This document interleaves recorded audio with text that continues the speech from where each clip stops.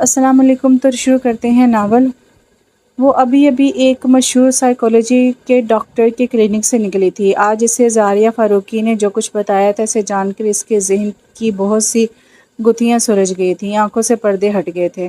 واپسی پر ڈرائیونگ کرتے ہوئے اس کے ذہن میں انہی باتوں کی بازگشت تھی۔ انسانی نفسیات کا ایک پہلو یہ بھی ہے کہ جو شخص خود محروم رہتا ہے وہ کسی دوسرے کو یا اپنے سے وابستہ کسی فرد کو خوشی پاتے نہیں دیکھ سکتا۔ اس کی خواہش ہوتی ہے کہ ہر شخص پیاسا اور تشنہ رہے۔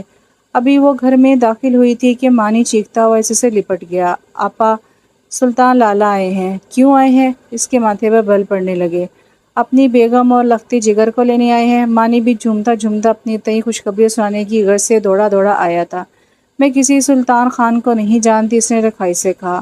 اتنا بڑا سفید جھوٹ! مانی نے پوری آنکھیں کھول کر آگ بگولا ہوتی آپا کو دیکھا۔ آپا، اللہ کی قسم تیسری مرتبہ آئے ہیں، ایک دفعہ ان کی درخواست پر غور تو کریں۔ مانی نے التجائیہ کہا۔ 3000 مرتبہ بھی آئیں گے تو میرا جواب یہی ہوگا۔ بھلا کون سا جواب؟ دونوں نے احمقوں کی طرح ایک دوسرے کو دیکھا اور یک زبان ہو کر بولے، یہی کہ میں اسے نہیں جانتی۔ وہ تن فن کرتی اپنے کمرے میں چلی گئی تھی۔ دروازے پر ہولے سے دستک ہوئی تھی اور پھر کوئی دبے قدموں سے اندر چلا آیا۔ درشہوار کا دل پہلو میں دھڑک اٹھا۔ سفر کی تمام تر تھکان گویا لمحوں میں اڑن چھو ہو گئی تھی۔ بائیں پہلو میں دھڑکتا دل خوشگوار ساتوں کا منتظر تھا۔ حنائی ہتھیلیاں پسینے سے نم تھیں، دونوں کلائیوں میں سونے کی چوڑیاں گنگنا اٹھی۔ اس کا سر کچھ اور جھک گیا تھا۔ اس کے بدن پر بہت ہی قیمتی لباس تھا جس میں سے سحر انگیز روح کو سرشار کرنے والی خوشبوئیں اٹھ رہی تھیں۔ اس پاکیزہ جذبوں سے بوجھل معطر خوشبو نے آنے والے کے دل کا بوجھ کس قدر بڑھا دیا تھا۔ ضراب خان افریدی کی سب سے حسین اور لائق بیٹی کو بہو بنا کر عالم تاب نے سوچا تھا کہ وہ زیتون بانو کو ہرا چکی ہیں۔ وہ اپنی پسندیدہ بہو اور لاڈلی بھتیجی کو بیاہ لائی تھی، مگر شکست کا احساس عین کامیابی کی گھڑیوں میں ہوا تھا۔ اس وقت تو درشہوار کے سامنے سر جھکائے مجرم بنی شرمندہ سی کھڑی تھی۔ درشہوار کو کچھ غیر معمولی پن کا احساس ہوا تو اس نے گھنی پلکوں کی چلمن اٹھا کر دیکھا اور گویا اس کا دل دھک سے رہ گیا۔ سامنے اس کی پھوپھو جان عالم تاب کھڑی تھی، ان کی آنکھوں میں آنسو تھے، ہونٹ کپکپا رہے تھے۔ درشہوار کی چھٹی اس نے اسے کچھ غلط ہونے کا اشارہ دے دیا تھا۔ اس کے دل میں جلتی شمع کی لو مدھم پڑ گئی۔ پھوپھو جان خیریت؟ وہ لب کچل کر رو دی تھی۔ آپ کیوں رو رہی ہیں؟ مجھے کچھ ہوتا ہے۔ اس کی نرم لہجے میں پوشیدہ خوف عالم تاب کے وجود کو لرزا گیا تھا۔ میرے کوکھ سے جنم لینے والے بیٹے نے اپنی ذات کے اونچے نسب کو داغدار کر دیا ہے۔ وہ پھوٹ پھوٹ کر رونے لگی تھی۔ پلیز پھوپھو جان کھل کر بتائیں۔ درشہوار بہت مضبوط اعصاب کی مالک ہے، میں مزید تلخ ترین بات سننے کے لیے خود کو تیار کر چکی ہوں۔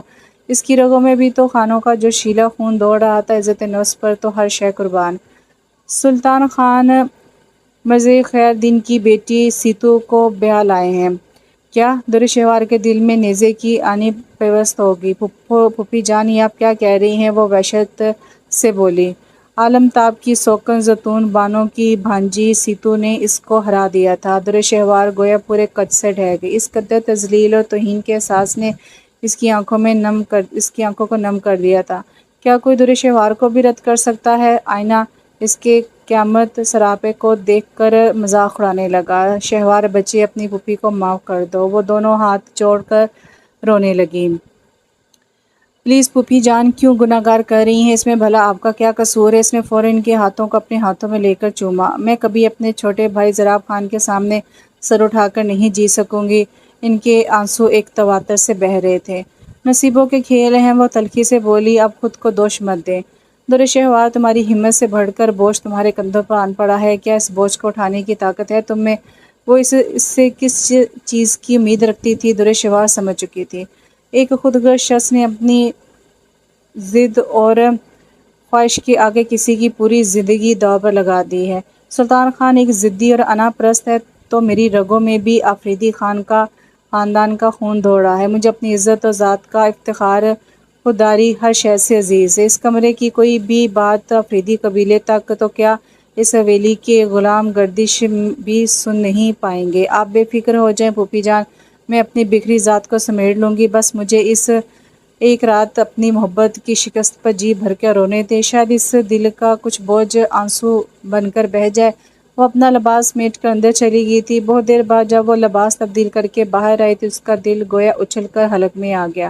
سامنے صوفے پر سلطان خان بیٹھا تھا۔ اس کی یہاں موجودگی در شہوار کے لیے باعث حیرت تھی۔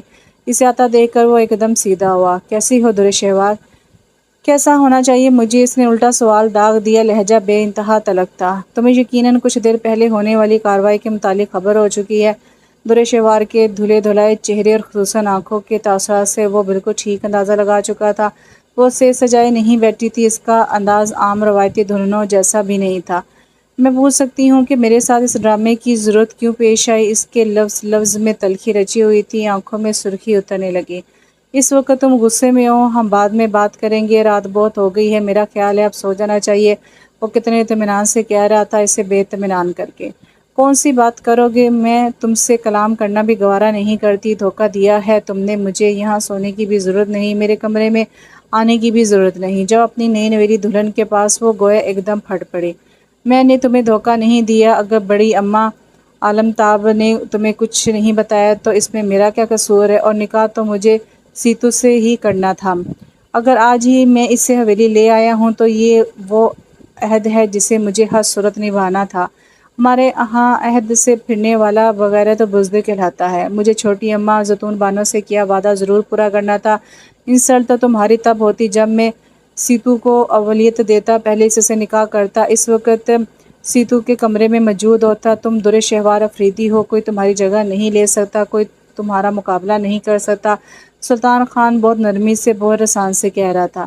تم نے اسے میرے برابر تو کھڑا کر دیا ہے، تم نے مجھے میری ہی نظروں سے گرا دیا۔ اگر اتنا ہی عشق نے اندھا کر رکھا تھا تو میرے گلے میں اس نام و نہاد بندھن کا توق کیوں ڈالا؟ وہ زہر خوند ہوئی۔ میں اسی لیے تم سے شادی نہیں کرنا چاہتا تھا۔ شہر کی عورتیں ہوتی ہی بد زبان اور بد لحاظ۔ سلطان بھی شائستگی کا چولا اتار کر دھاڑا۔ اس عشق کے الزام نے اسے سر تا پا سلگا دیا تھا۔ تو نہ کر دے، کس نے مجبور کیا تھا؟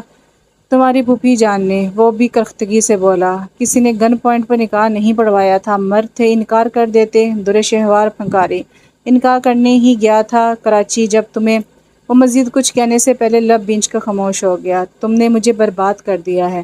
ابھی بھی کچھ نہیں بگڑا، تم اپنے ہر فیصلے میں آزاد ہو، خوب سوچ سمجھ لو، مجھے تمہارا ہر فیصلہ منظور ہوگا۔ وہ ضد چھوڑ کر دھیمے سے بولا۔ کون سا فیصلہ کروں؟ یہی کہ میں تم سے طلاق کا مطالبہ کروں؟ تم میرے کندھے پر بندوق رکھ کر چلانا چاہتے ہو؟ خود پر سے فرما برداری کا یہ لیبل نہیں اتروانا چاہتے؟ یہ جانتے ہوئے بھی کہ میں تم سے کبھی طلاق نہیں لوں گی۔ مجھے شرمیلا نہیں بننا۔ ہر دور میں عورت مجبور ہی رہی ہے، کبھی خاندان کی وجہ سے، کبھی ماں باپ کی عزت کی وجہ سے، اور کبھی اس نسب کو بچانے کی وجہ سے۔ عورت عالمتاب کی طرح زندگی گزارنے پر مجبور ہو جاتی ہے۔ آج سے 27 سال پہلے تمہارے باپ نے میری پھوپھی پر سوکن کو بٹھایا تھا، تم بھی تو اسی باپ کی اولاد ہو۔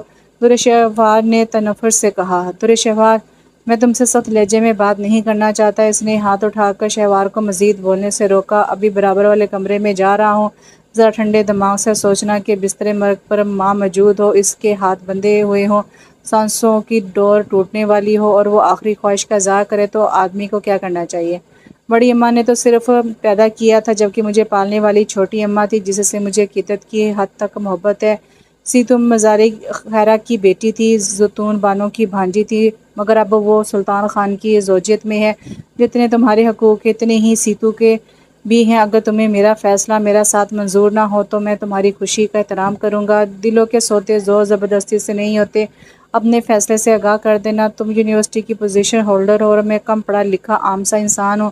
خانوں کی پشتوں میں آج تک کسی نے بیوی کو طلاق نہیں دی۔ یہ عورت کی ہی نہیں مردانگی کی بھی توہین ہے، مگر مجھے در شہوار کی خوشی عزیز ہے۔ وہ اپنی بات مکمل کر کے ڈگ بھرتا باہر نکلتا چلا گیا۔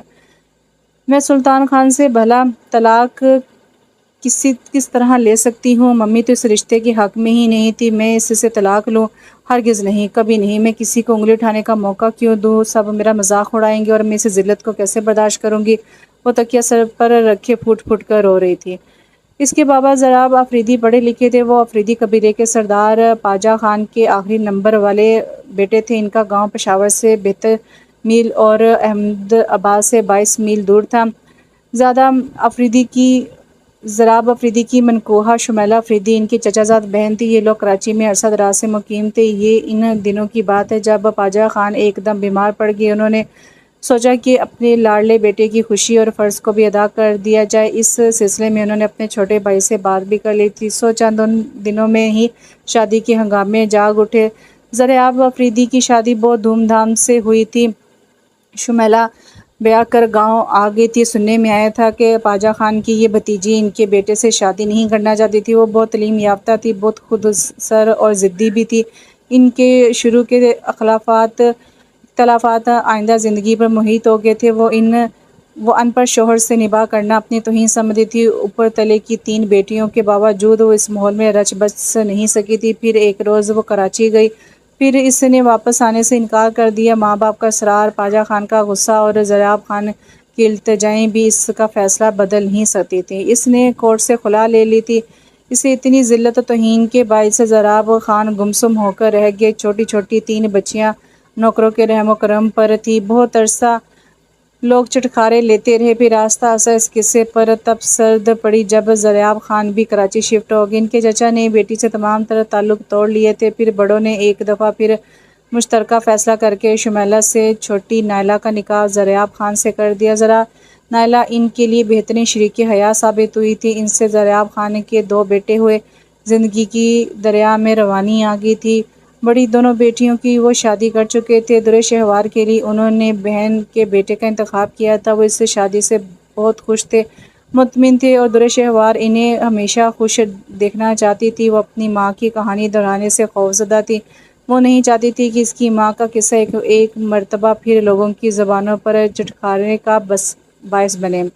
احمد آباد کے خان راغب علی خشک اپنے والدین کی اکلوتی اولاد تھے، وسیع و عریض جاگیر کے تنہا وارث۔ ان کی شادی اپنی خالہ زاد عالمتاب سے ہوئی تھی، جو کہ افریدی قبیلے سے تعلق رکھتی تھی۔ ان کی شادی کو 13 برس بیت گئے تھے، مگر ابھی تک حویلی کسی نومولود کی کھلکھلاریوں کی آواز کے لیے ترس رہی تھی۔ عالمتاب کی ساس پیر و فقیر و حکیموں کے علاوہ ڈاکٹری علاج کے بعد بالکل مایوس ہوتے ہوئے پوتے کی آرزو دل میں لیے خالق حقیقی سے جا ملی تھی۔ بڑے خان نے بہت سوچ بچار کے بعد بیٹے کی دوسری شادی کا فیصلہ کیا تھا۔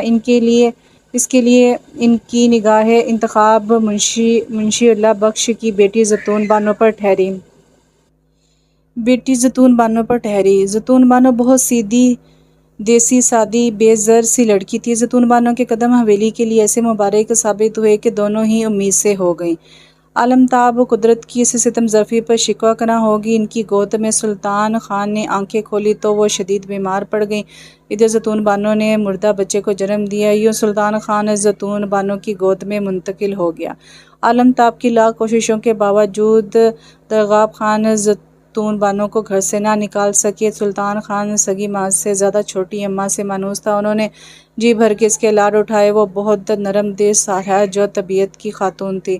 وقت دھیرے دھیرے گزر رہا تھا۔ عالمتاب اور زیتون بانو کے تعلقات میں ابھی تک سرد مہری تھی۔ سلطان اس وقت ایف اے کا اسٹوڈنٹ تھا جب راغب خان انتقال کر گئے۔ ان کی وفات کے بعد تمام تر ذمہ داریاں سلطان کے کندھوں پر آ پڑی۔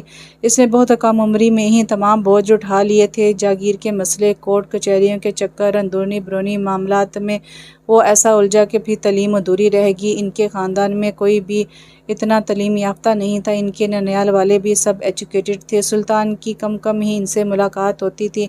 تبھی زیتون بانو کی اکلوتی بھانجی سحر طرز والدین کی وفات کے بعد اپنی خالہ کے پاس حویلی کیا آئی۔ پوری حویلی میں بھونچال آ گیا۔ عالمتاب سحر طراز کو ایک پل کے لیے بھی گھر میں رکھنا نہیں چاہتی تھی، مگر سلطان کی بروقت آمد نے معاملے کو رفع دفع کر دیا، ورنہ عالمتاب تو سحر یعنی سیتو کو گھر سے نکالنے کا پروگرام بنائے بیٹھی تھی۔ ادھر سیتو کے لیے سلطان خان گویا رحمت کا فرشتہ بن کر آیا تھا۔ معصوم سی سیتو کو چھوٹا خان اتنا اچھا لگا کہ اس نے ہمیشہ کے لیے دل میں بسا لیا۔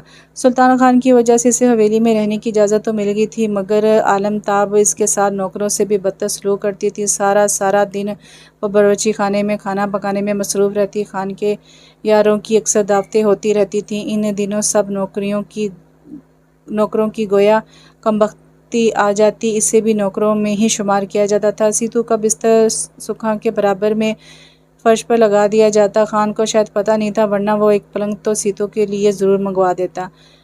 سیتو کے لیے سب سے بڑی خوشی یہ تھی کہ وہ آتے جاتے خان کو چور نگاہ سے دیکھ لیتی تھی۔ دل دید سے سراب ہوتا تھا اور سارا دن ہی سرشار گزرتا۔ پھر عالمتاب کے ڈنڈے بھی گویا پھولوں کی مانند لگتے تھے۔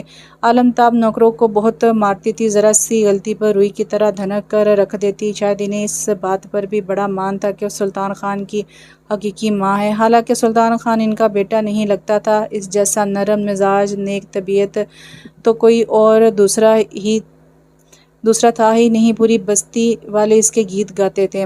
ایک دن سیتو برتن دھونے کے بعد ہاتھ خشک کر رہی تھی کہ ہاتھ سے بلوریں نازک سی رکابی گری اور ٹوٹ گئی۔ عالمتاب کو خبر ہوئی تو انہوں نے اس کو مار مار کر بھرت نکال دیا۔ تمام رات وہ روتی رہی تھی اور سکھا اس کی چوٹوں پر مرہم لگاتی رہی۔ عالمتاب کو جیسے اللہ واسطے کا بیر تھا، اور جب سے زیتون بانو بالکل معذور ہو کر کمرے تک محدود ہو گئی تھی، اس دن سے تو وہ اور بھی شیر ہو چکی تھی۔ گھریلو معاملات میں خان دخل نہیں دیتا تھا، اور نہ ہی خان کو کسی نے عالمتاب کے رویے کے متعلق بتایا تھا۔ گھر کے سب نوکر عالمتاب سے ڈرتے تھے۔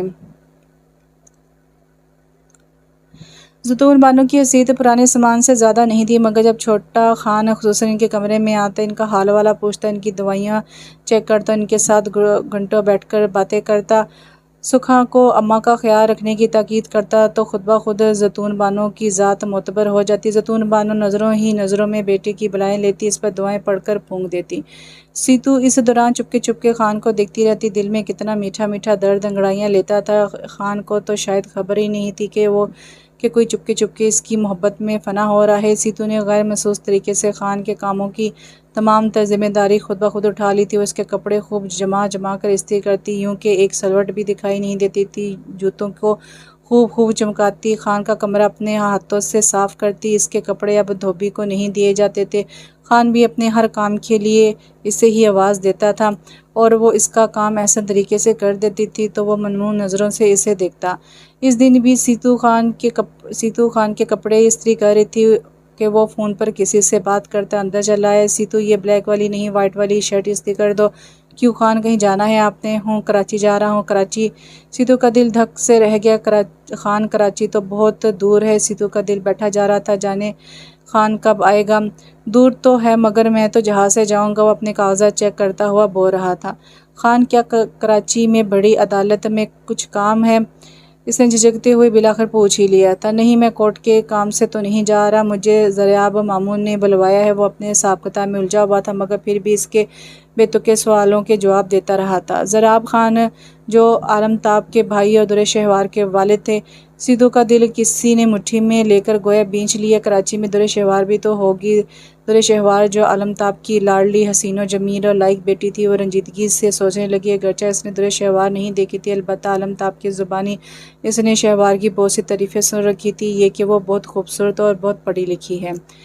الہی، درِ شہوار خان سے شادی نہ کرے، انکار کر دے، شہر میں سے کوئی اچھا سا لڑکا پسند آ جائے جو بہت پڑھا لکھا ہو تو درِ شہوار خان سے شادی نہیں کرے گی۔ ڈراموں میں تو اسی طرح ہوتا ہے، بھلا شہر کی لڑکیاں گاؤں کے لڑکوں کے ساتھ گزارا کر سکتی ہیں؟ اللہ کرے ایسا ہی ہو۔ اس نے چور نگاہ سے سلطان خان کی طرف دیکھ کر چپکے سے دعا کی، پھر اس کی نظر گویا خان کے چہرے پر جم کر رہ گئی۔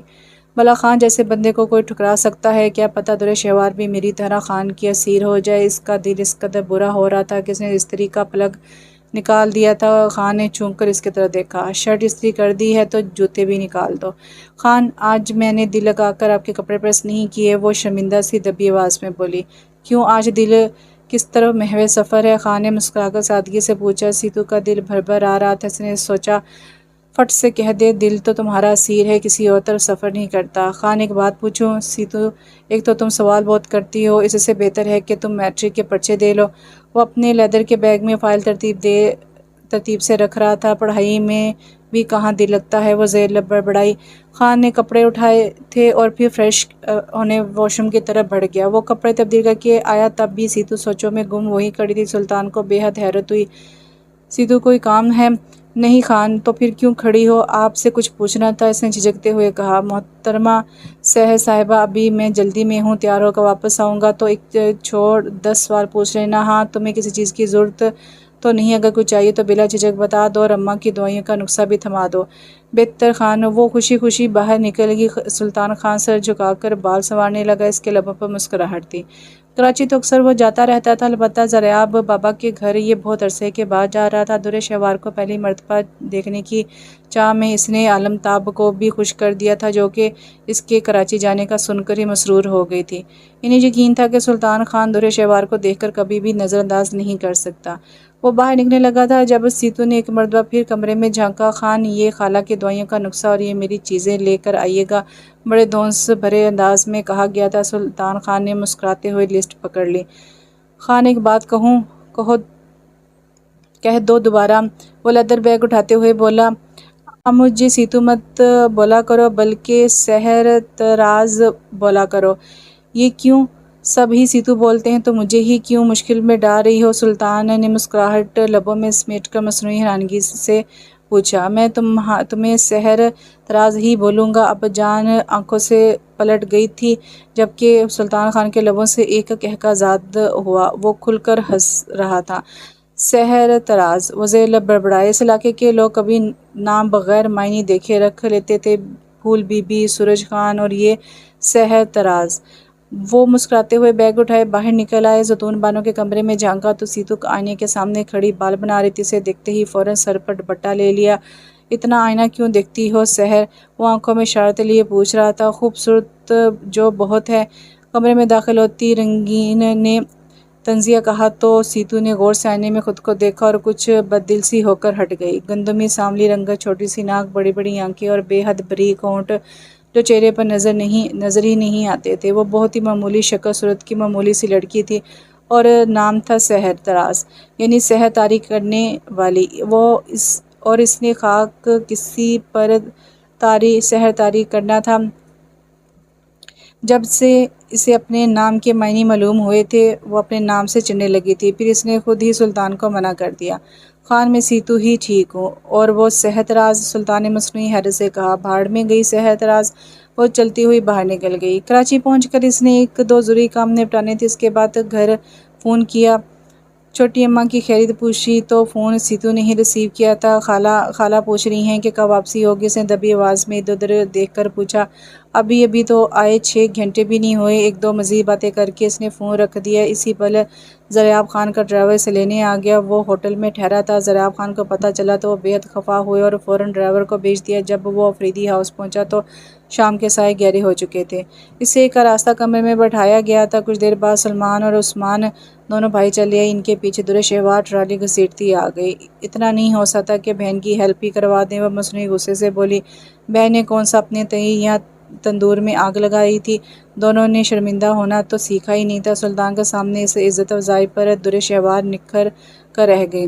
گاؤں کے سردار خبردار جو کسی بھی چیز کو ہاتھ لگایا! اس نے لفظات سے بڑی ٹرالی سائیڈ پر کر لی اور پھر سلطان کی طرف متوجہ ہوئی جو کہ ان کی نوک جھونک دیکھ رہا تھا۔ کتنی چینی لیں گے؟ وہ کپ میں چائے ڈالتے ہوئے بولی۔ اور 3 پوریاں تو لیں گے ہی۔ مانی کی زبان پر پھر ابال آیا۔ درِ شہوار نے اسے ڈانٹ کر چپ کیا۔ میں چائے نہیں پیتا۔ اس نے شائستگی سے مسکراتے ہوئے سلمان کے ہاتھ سے پلیٹ پکڑ لی۔ سلطان بھائی لسی پیتے ہیں؟ تم لسی بنا لاؤ، میں لاؤں کیا؟ مانی نے کیک میں فورک پھنسا کر شاید سے اس کی طرف دیکھا۔ جواباً درِ شہوار نے ایک مرتبہ پھر اسے گھورا۔ نائلہ بیگم سے ملاقات رات کو کھانے کی میز پر ہوئی۔ ان کا انداز کافی روکھا پھیکا سا تھا۔ کریت کر گاؤں والوں کے بارے میں پوچھتی رہی، پھر اسے اس کے لیے اپنے مفید مشوروں سے نوازا۔ سلمان اور عثمان دونوں بور ہو کر اٹھ گئے تھے۔ اتنا پیسہ بینکوں میں سنبھالنے کا کیا فائدہ؟ تم کوئی امپورٹ ایکسپورٹ کا بزنس کیوں نہیں کرتے؟ تمام عمر کنویں کا مینڈک ہی تو نہیں بنے رہنا۔ میری خواہش ہے کہ شادی کے بعد تم شفٹ ہو جاؤ ہمارے پاس۔ درِ شہوار کے لیے گاؤں میں رہنا ممکن نہیں۔ میں نے اس بارے میں ابھی سوچا نہیں، اسے کہنا ہی پڑا تھا۔ ابھی سوچ لو، تمہارے ماموں تمہیں اچھی طرح گائیڈ کریں گے۔ ابھی سے کوشش کرو گے تو کچھ سالوں تک اچھی ساکھ بنا پاؤ گے۔ اب کہ نائلہ بیگم نے لہجہ بدل کر کہا۔ ممی، آپ کا فون ہے، کب سے ضبط کرتی؟ درِ شہوار کو آخر بولنا ہی پڑا۔ نائلہ بیگم بیٹی کا موڈ دیکھ کر بہت کچھ سمجھتے ہوئے کھڑی ہو گئی ہوں۔ ان باپ بیٹی کا تو ترقی کی طرف رجحان ہی نہیں ہے۔ وہ جلتی کڑتی اٹھ گئی۔ پھوپھی جان کی طبیعت کیسی ہے؟ وہ تو ٹھیک ہے، البتہ چھوٹی اماں کی صحت دن بدن گرتی جا رہی ہے۔ میں نے چھوٹی اماں کی خیریت نہیں پوچھی، وہ جذبہ سی ہو کر بولی تھی۔ پھوپھی جان کی سوکن سے اسے کسی بھی قسم کی ہمدردی نہیں تھی۔ میرے حوالے سے تمہارا بھی ان سے ایک رشتہ بنتا ہے۔ سلطان نے پہلی مرتبہ اپنے اور اس کے تعلق کا حوالہ دیا تھا۔ وہ جاننا چاہتا تھا کہ در شہوار کے خیالات بھی نائلہ بیگم سے تو نہیں ملتے؟ کیا وہ گاؤں میں اس کے ساتھ نئی زندگی کے آغاز کے بعد رہنا پسند کرے گی؟ زور زبردستی کا تو وہ کبھی بھی قائل نہیں رہا تھا۔ کبھی میں پھوپھی جان کی زندگی کے بارے میں سوچتی ہوں تو وحشت ہونے لگتی ہے۔ انہوں نے نہ جانے اتنا کچھ کیسے برداشت کر لیا، نہ جانے انہوں نے شوہر کی تقسیم کو کیسے گوارا کر لیا تھا۔ شہوار جری لے کر رہ گئی، اس کے لیے ایسا سوچنا بھی محال تھا۔ وہ سلطان خان کو شیئر کرنے سے متعلق سوچ بھی نہیں سکتی تھی۔ کچی عمر میں ہی وہ شہوار کے خوابوں میں آن بسا تھا۔ دادی نے بچپن میں ہی اسے باور کروا دیا تھا کہ اسے دونوں بن کر احمد آباد کی حویلی میں آنا ہے۔ وہ جانتی تھی ممی اس رشتے سے خوش نہیں ہے، اس کی بڑی دونوں بہنیں بھی رضامند نہیں تھیں، مگر بابا جان دادی کی خواہش ہر صورت پوری کرنا چاہتے تھے۔ یہ تو بڑے نصیب کی بات ہے کہ آپ احمد آباد والوں کے متعلق کبھی کبھی سوچ لیتی ہیں۔ خان نے بڑی شائستگی سے کہا۔ در شہوار قدرے شرما سی گئی۔ جی نہیں، میں تو اکثر سوچتی رہتی ہوں۔ پھوپھی جان کے علاوہ بھی کسی کو سوچ لیا کریں، کوئی اور بھی آپ کی یادوں میں محفوظ رہنا چاہتا ہے۔ سلطان خان کی آنکھیں نہ جانے کس احساس سے جگمگانے لگی تھیں۔ بھول جانے والوں کو یاد کیا جاتا ہے، وہ جو ہم وقت خوابوں اور خیالوں پر قابض ہو، انہیں بھلا کیا کہتے ہیں؟ در شہوار نے دھیمی آواز میں دل فریبی سے کہا، محبوب۔ سلطان خان نے مسکراہٹ دبائی اور بولا، کیا میں نے کچھ غلط کہا ہے؟ در شہوار کے گالوں میں گلابیاں گھلنے لگی تھیں۔ وہ سرخ لب کا کونا دبائے دھیرے سے بولی، اگر میں کہوں کہ تم بھی افریدی ہاؤس والوں میں سے کسی کو کبھی کبھار سوچ لیا کرو تو؟ افریدی ہاؤس والوں میں سے کس کو؟ سلمان یا عثمان کو، ماموں جان یا بڑی آپاؤں کو؟ سلطان کی آنکھوں میں شرارت مچل رہی تھی۔ انہیں کیوں آپ مالی یا ڈرائیور کے متعلق سوچیں، یا پھر ہمارے سائیں گلباز یا اس کی بیوی گلبدن کو یاد فرمایا کریں؟ ان کے 9-10 بچے بھی ہیں۔ وہ جل کر بولی تو سلطان نے ایک خوشگوار سا قہقہ لگایا۔ محبت کے سفر میں تنہا نہیں ہوں میں، تم بھی ہمراہ ہو، یہ احساس روح کو معطر کرنے کے لیے کافی ہے۔ کیا اسے سیدھے سادے دیہاتی کے ساتھ رہنا پسند کرو گی؟ میرے گاؤں میں، میرے گھر میں، مجھے اپنے کھیت کھلیانوں، ہرے بھرے میدانوں اور اونچے اونچے پہاڑوں سے، اپنے احمد آباد سے عشق ہے۔ در شہوار میں اپنی فیملی سے دور نہیں رہ سکتا۔ یہ وعدے کی پہلی ڈور تھی جس میں شہوار کے اقرار کی گرہ لگی تھی۔ اتنے بھی سیدھے نظر نہیں آتے ہو سلطان خان، اس نے اپنی ازلی پراعتماد انداز میں کہا تھا۔ سلطان خان کا قہقہ بے ساختہ تھا۔ نائلہ بیگم نے چونک کر سٹنگ روم کی طرف دیکھا تو پھر ٹھنڈی سانس بھر کر رہ گئی۔ مجھے افسوس ہے کہ میں نے اتنا قیمتی وقت گنوا دیا، سلطان نے مصنوعی تعصب سے کہا۔ کون سا قیمتی وقت؟ اس نے حیرت سے پوچھا۔ یہی شادی و منگنی کے درمیان والا گولڈن پیریڈ۔ وہ شرارت سے ہنسا۔ منہ دھو رکھو خان، کہ اپنی روایتوں سے واقف نہیں ہو؟ ہمارے ہاں تو شادی سے پہلے منگیتر کا چہرہ دیکھنا، ملنا جلنا تو بہت دور کی بات ہے۔ در شہوار سچ مچ سنجیدہ ہو گئی تھی۔ ادھر سلطان خان سوچ رہا تھا کہ اس اجلی سوچوں والی لڑکی کے ساتھ زندگی کا سفر بہت آسان ہوگا، اور وہ اس کے ساتھ ہم قدم چلنے کا ہنر جانتی تھی۔ بہت سے بوجھ خود بخود اس کے دل سے ہٹنے لگے تھے۔ اس نے در شہوار کے متعلق جو سوچ رکھا تھا وہ تو قطعاً مختلف تھی، بہت ہی منفرد اور خاص۔ خدا نے اسے حسن اور ذہانت سے بہت فیاضی سے نوازا تھا۔ وہ بہت سرشار سا واپس لوٹا تھا۔ عالم تاب بہت بے چینی سے اس کا انتظار کر رہی تھی۔ بیٹی کی آنکھوں میں انوکھے رنگ اور چہرے کی جگمگاہٹ انہیں کامیابی کا سندیسہ سنا رہی تھی۔ شہوار سے ملاقات ہوئی۔ رات کو وہ اس کے لیے گرم دودھ لے کر آئی تھی۔ آج سے پہلے یہ ڈیوٹی سیتو کے سپرد تھی۔ وہ اماں کو آتا دیکھ کر حیران ہوا تھا۔ وہ اس کے قریب ہی پائنتی کی طرف بیٹھ گئی۔ آپ نے کیوں تکلیف کی ہے اماں؟ سیتو کہاں ہے؟ وہ ان کے ہاتھ سے دودھ کا گلاس پکڑتے ہوئے بولا۔ میں نے پوچھا ہے، شہوار سے ملاقات ہوئی؟ انہوں نے اپنا سوال پھر سے دہرایا تھا۔ آنکھوں میں بے پناہ اشتیاق تھا۔ ہوں۔ اس نے محض ہنکارا بھرا۔ کیسی لگی تمہیں در شہوار؟ دیکھنے میں کیسی ہے؟ اب تو وہ اور بھی خوبصورت ہوئی ہوگی۔ انہوں نے بہت بے چینی سے ایک ہی سانس میں کئی سوال کر ڈالے۔ سلطان خان دھیرے سے مسکرا دیا۔ اچھی ہے، صرف اچھی، ان کی تفشی نہیں ہوئی تھی، بہت اچھی ہے۔ دیکھنے میں کیسی لگتی ہے؟ بچپن میں تو بہت خوبصورت تھی، فرفر انگریزی بولتی تھی۔ انہیں اپنی لاڈلی بھتیجی شہوار کا خیال کیا آیا؟ ہونٹ خود بخود مسکرا اٹھے۔ اب کہ میں کراچی گیا تو آپ کو ساتھ لے کر جاؤں گا، اپنی آنکھوں سے دیکھ کر آئیے گا در شہوار کو۔ میں تمہاری آنکھوں سے ہی دیکھنا چاہتی ہوں۔ وہ بھی تو اس کی ماں تھی، اس کے منہ سے ہی گلوانا چاہتی تھی۔ بہت خوبصورت ہے، بالکل آپ کی طرح۔ بالآخر سے کہنا ہی پڑا تھا۔ عالمتاب مسکرانے لگی۔ وہ خوبصورت نہ بھی ہوتی تب بھی مجھے اسے دیکھ کر مایوسی نہ ہوتی۔ آپ کی پسند مجھے دل و جان سے پسند ہے۔ اس کی سوچ بہت عمدہ تھی، وہ عام لڑکیوں سے بہت مختلف ہے۔ سلطان خان نے سچائی سے اعتراف کیا تھا۔ عالمتاب کے دل سے تمام تر وسوسے مٹ گئے۔ میں بہت جلد تمہاری شادی کرنے کا ارادہ رکھتی ہوں۔ بچے اٹھنے سے پہلے انہوں نے بیٹی کی پیشانی پر بوسہ دے کر کہا تھا اور پھر لائٹ آف کر کے باہر نکل گئی۔ خالہ، آپ تو عالمتاب خانم جتنی خوبصورت نہیں ہو، پھر بھی بڑے خان نے آپ سے شادی کر لی تھی۔ سیتو زیتون بانو کی سر میں مالش کرتے ہوئے قدرے یاسیت سے بولی تھی۔ پاگل نہ ہو تو انہوں نے سر جھٹکا۔ بھلا شادی یا محبت شکل و صورت دیکھ کر کی جاتی ہے؟ اگر ایسی بات ہوتی تو دنیا کی ساری قبول صورت عورتیں ایسی ہی بیٹھی رہ جاتی۔ یہ سب قسمت کے کھیل ہیں۔ میرا نصیب بڑے خان کے ساتھ جڑا تھا۔ انہوں نے تیل کی بوتل بند کر کے سیتو کو پکڑائی۔ ذرا پیروں کی مالش بھی کر دے۔ خالہ، چھوٹا خان بہت اچھا ہے نا؟ کچھ دیر سوچنے کے بعد اس نے آہستگی سے پوچھا۔ ہاں، سب سے اچھا ہے۔ وہ دھیرے دھیرے ان کے پیروں کی مالش کر رہی تھی۔ اس کا انداز کھویا کھویا سا تھا۔ تو اور کیا؟ انہوں نے بھی بے خیالی میں جواب دیا تھا۔ خالہ، کیا خان کی شادی درِ شہوار کے علاوہ کسی اور سے بھی ہو سکتی ہے؟ اس نے کچھ جھجکتے ہوئے کہہ ہی دیا۔ کیا مطلب؟ زیتون بانو چونک اٹھی۔ ایسے ہی ایک بات پوچھی ہے۔ وہ گڑبڑا سی گئی۔ بے تکی ہانکنے کی ضرورت نہیں ہے، زیتون بانو نے ڈانٹ کر کہا۔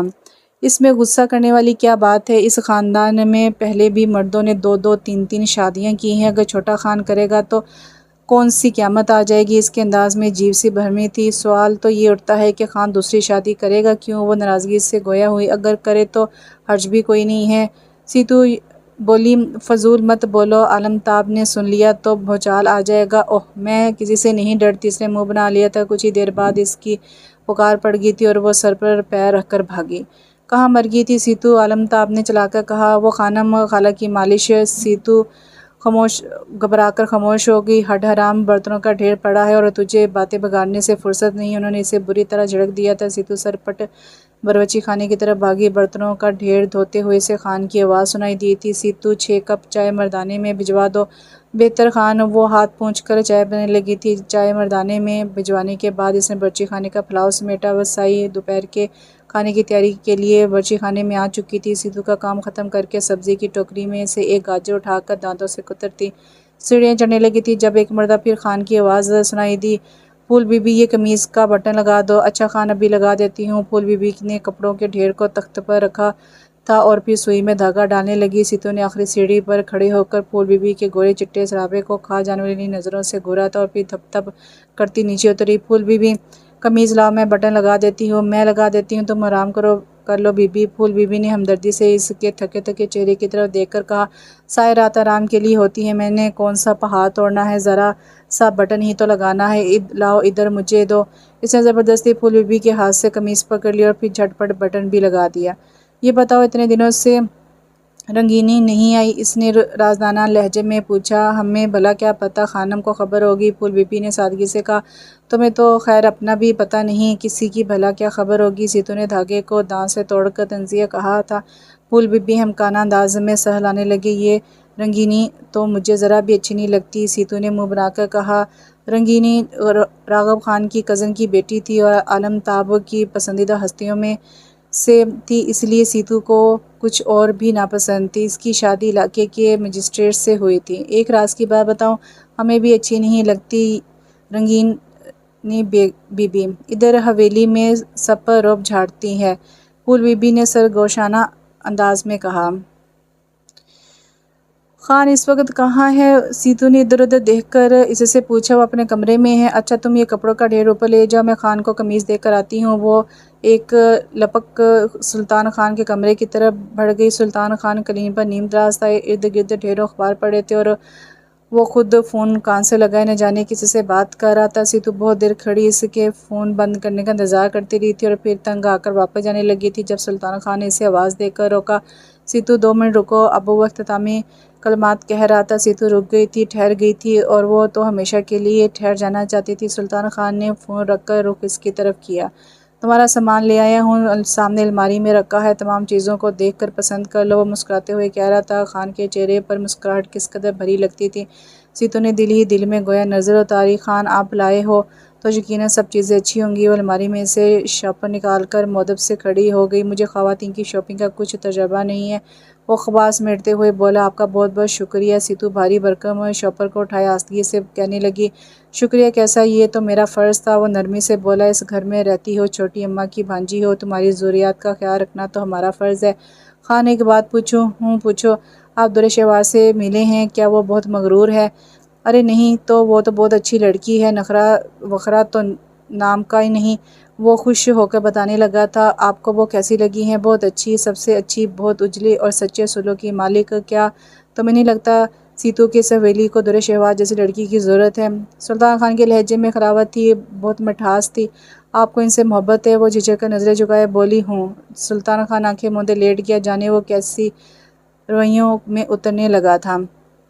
کیا محبت صرف ایک بندے کے لیے ہی ہوتی ہے؟ اپنی باتیں کرنے کی دھن میں وہ خان کا موڈ دیکھنا ہی بھول گئی تھی۔ خان چونک اٹھا تھا، بتائیے نا خان، کیا محبت ایک بندے تک محدود ہوتی ہے؟ اس کے اسرار میں نہ جانے کون کون سے دکھ بو رہے تھے۔ محبت بہت وسیع ہوتی ہے، اس کا نزول دلوں پر ہوتا ہے، اور یہ تم کن چکروں میں پڑ گئی ہو، یہ تمہارے سوچنے کی باتیں نہیں ہیں۔ ابھی تم بہت چھوٹی، اپنی پڑھائی پر توجہ دیا کرو۔ سلطان خان نے جان بوجھ کر گفتگو کا رخ بدل دیا تھا، اتنی بھی چھوٹی نہیں ہوں، 18 سال کی ہو چکی ہوں۔ وہ منمنائی، ٹھیک ہے بڑی بھی، میرے لیے تازہ انار کا جوس لے کر آؤ، خوب دماغ پگھلا دیا ہے تم نے میرا۔ اب کچھ دیر سونے دو، جاتے ہوئے پردے برابر کر کے لائٹ آف کر دینا۔ وہ ہدایت دے کر آنکھوں پر بازو رکھے لیٹ چکا تھا۔ سیتو چند پل وہیں کھڑی رہی تھی، پھر بجھے دل سے واپس چلی گئی۔ کمی کمینوں کے خاندان سے تعلق جو ہے، روٹی پر ایسے ٹوٹ پڑتے ہیں گویا کبھی دیکھی ہی نہ ہو۔ سبزیاں اگانے والوں کو محلوں میں رہنے کے لیے جگہ مل جائے تو یوں ہی ان کے دماغ خراب ہونے لگتے ہیں۔ عالم تاب پورے جلال میں گرج رہی تھی، زیتون بانو کمرے میں دہل کر رہ گئی۔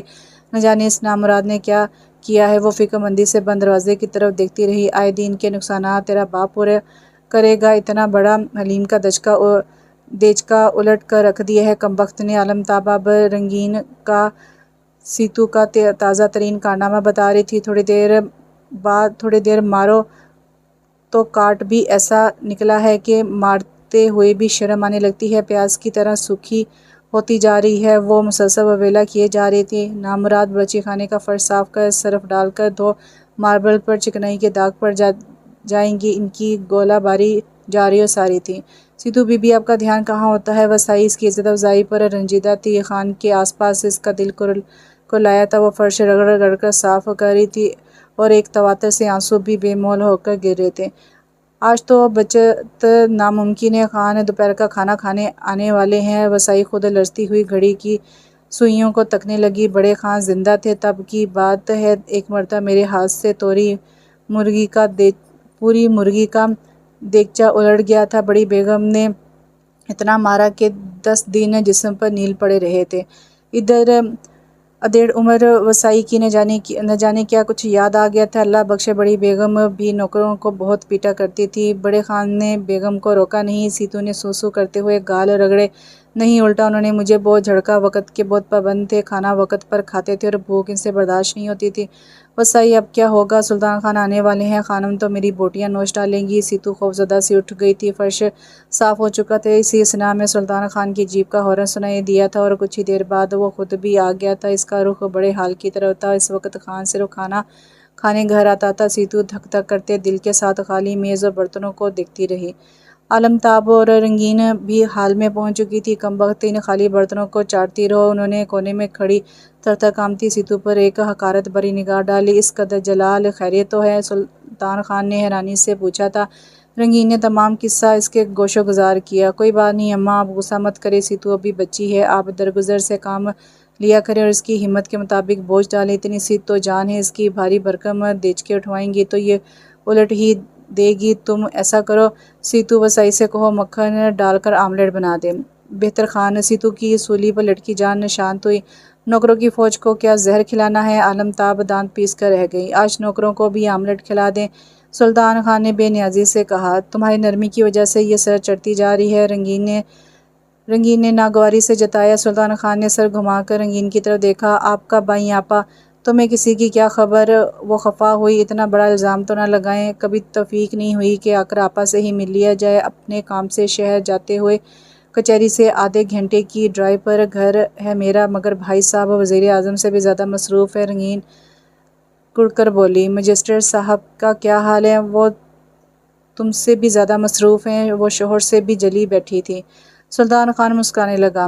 یہ بتاؤ شادی کب کر رہے ہو؟ ابھی نہیں تو پھر کب؟ انہوں نے سوال نظروں سے اسے دیکھا۔ کم سے کم 1 سال تک تو نہیں؟ خبردار، ہم 1 سال تک انتظار نہیں کر سکتے، عالمتاب نے خوبی سے کہا۔ ابھی میں بہت مصروف ہوں، 1-2 دیوانی مقدمات کی فیصلوں کا انتظار ہے، پھر شادی کے بارے میں بھی سوچیں گے۔ تم بس سوچتے ہی رہ جاؤ اور ہم درشہوار کو لے آئیں گے۔ میرے بغیر تو وہ لوگ درشہوار کو آپ کے ساتھ نہیں بھیجیں گے۔ سلطان خان کی آنکھوں میں شرارت چمک رہی تھی۔ اس بات کا فائدہ اٹھا رہے ہو؟ رنگین نے دہائی دی۔ یہ ٹال مٹول سے کام لے رہا ہے، مگر اس دفعہ میں سختی کروں گی، عالمتاب نے حکمیہ لہجے میں کہا۔ میرا خیال ہے کہ مجھے چلے ہی جانا چاہیے، وہ اٹھتے ہوئے بولا۔ کم سے کم کھانا تو کھا لو، یہ آملیٹ کا بھرتا حلق سے اترے گا تو تب نہ۔ ہال میں داخل ہوتی سیتو کو دیکھ کر شرارتی انداز میں بولا، ویسے اچھا مکس کروایا ہے۔ سیتو نے احمق، بیوقوف، عالمتاب زیر لب بڑبڑائی۔ خانم آپ کے لیے بھی آملیٹ لے آؤں؟ اس نے ڈرتے ڈرتے پوچھ ہی لیا۔ یہ آملیٹ کا بھرتا تم خود ہی کھاؤ منحوس، انہوں نے سختی سے کہا۔ چلتی ہوں خانم، پھر آؤں گی۔ رنگین پرس سنبھال کر کھڑی ہو گئی تھی۔ کچھ دیر اور رک جائیں، میرا بھی دل بہل جاتا ہے تمہارے ساتھ، عالمتاب نے خلافت سے کہا۔ اپنا دل بہلانے کے لیے پکا انتظام کر لیجیے، اب درشہوار کو لے ہی آئیں۔ رنگین نے جاتے جاتے خانم کے دل کی بات کہہ دی۔ ذرا آپ خان سے ٹیلی فون پر بات کروں گی، خانم نے آواز بلند کہا تھا۔ پھر سیتو پر نگاہ پڑی تو ان کی پیشانی شکن آلود ہو گئی، ان کا پارا چڑھ گیا تھا۔ دیدے پھاڑ پھاڑ کر کیا دیکھ رہی ہو مالوک چٹ؟ سیتو الٹے قدموں بھاگ کھڑی ہوئی۔ اس کا بھی پکا انتظام کرتی ہوں، وہ زیر لب بڑبڑاتے ہوئے گول کمرے کا دروازہ مار کر چلی گئی تھی۔ سیتو انہیں اپنے حجرے میں گم ہوتا دیکھ کر پھر سے نیچے آ گئی۔ پیٹ میں چوہوں کی ریس لگی ہوئی تھی۔ خانم کے خوف سے روٹی حلق سے نیچے اتر نہیں رہی تھی۔ وسائی خالہ کا پرہیزی کھانا حجرے میں سجا کر باہر نکلی تو سیتو ہاٹ پاٹ میں سے روٹی نکال کر اچار کی پانک اوپر رکھے مزے سے کھانے لگی۔ اس پر سلطان خان باورچی خانے میں داخل ہوا تھا، وہ شاید پانی پینے آیا تھا۔ خان آپ مجھے کہتے میں پانی پہنچا دیتی آپ کے کمرے میں، آرام سے بیٹھ کر کھانا کھاؤ۔ کیا زندگی کا آخری کھانا کھا رہی ہو؟ اسے بڑے بڑے نوالے نگلتے دیکھ کر حیرانی سے بولا، ایسی بات نہیں ہے۔ سیتو شرما سی گئی، کیا بتاتی کہ خانم کا خوف ہر شے پر حاوی ہے۔ کہاں جا رہے ہیں خان؟ سلطان خان کو باہر جاتے دیکھ کر غیر عادی طور پر اس کے منہ سے یہ چند الفاظ پھسلے، کیوں تم نے بھی ساتھ چلنا ہے؟ وہ ایک دم مڑا۔ نہیں تو۔ سیتو گھبرائی، تو پھر بلا وجہ سوال نہیں کرتے۔ وہ مڑنے لگا تھا جب سیتو ایک دم اس کے سامنے آ گئی۔ آپ بتا کر جائیں کہاں جا رہے ہیں؟ کیوں تمہیں بتانے کی وجہ؟ اس نے کچھ چبھتے لہجے میں پوچھا۔ خالہ پوچھیں گی، میرا ناک میں دم کر دیں گی۔ سیتو کو بروقت بہانہ سوجھ گیا تھا۔ شکار کا لباس پہن کر میں کہاں جاتا ہوں؟ سلطان خان نے سوال نگاہیں سیتو کے چہرے پر ٹکا دی۔ گہرا سانولا رنگ، معصوم چہرہ جس میں کچھ ننھے منھے نرم گرم جذبوں کی تمازت جھلک رہی تھی۔ سلطان خان اتنا ناسمجھ تو نہیں تھا کہ اس کے رنگ ڈھنگ کو سمجھ نہ پاتا۔ محبت تو خود ایک خوشبو ہے جو مقابل تک رازِ دل اور حالِ دل پہنچانے کا سبب بنتی ہے۔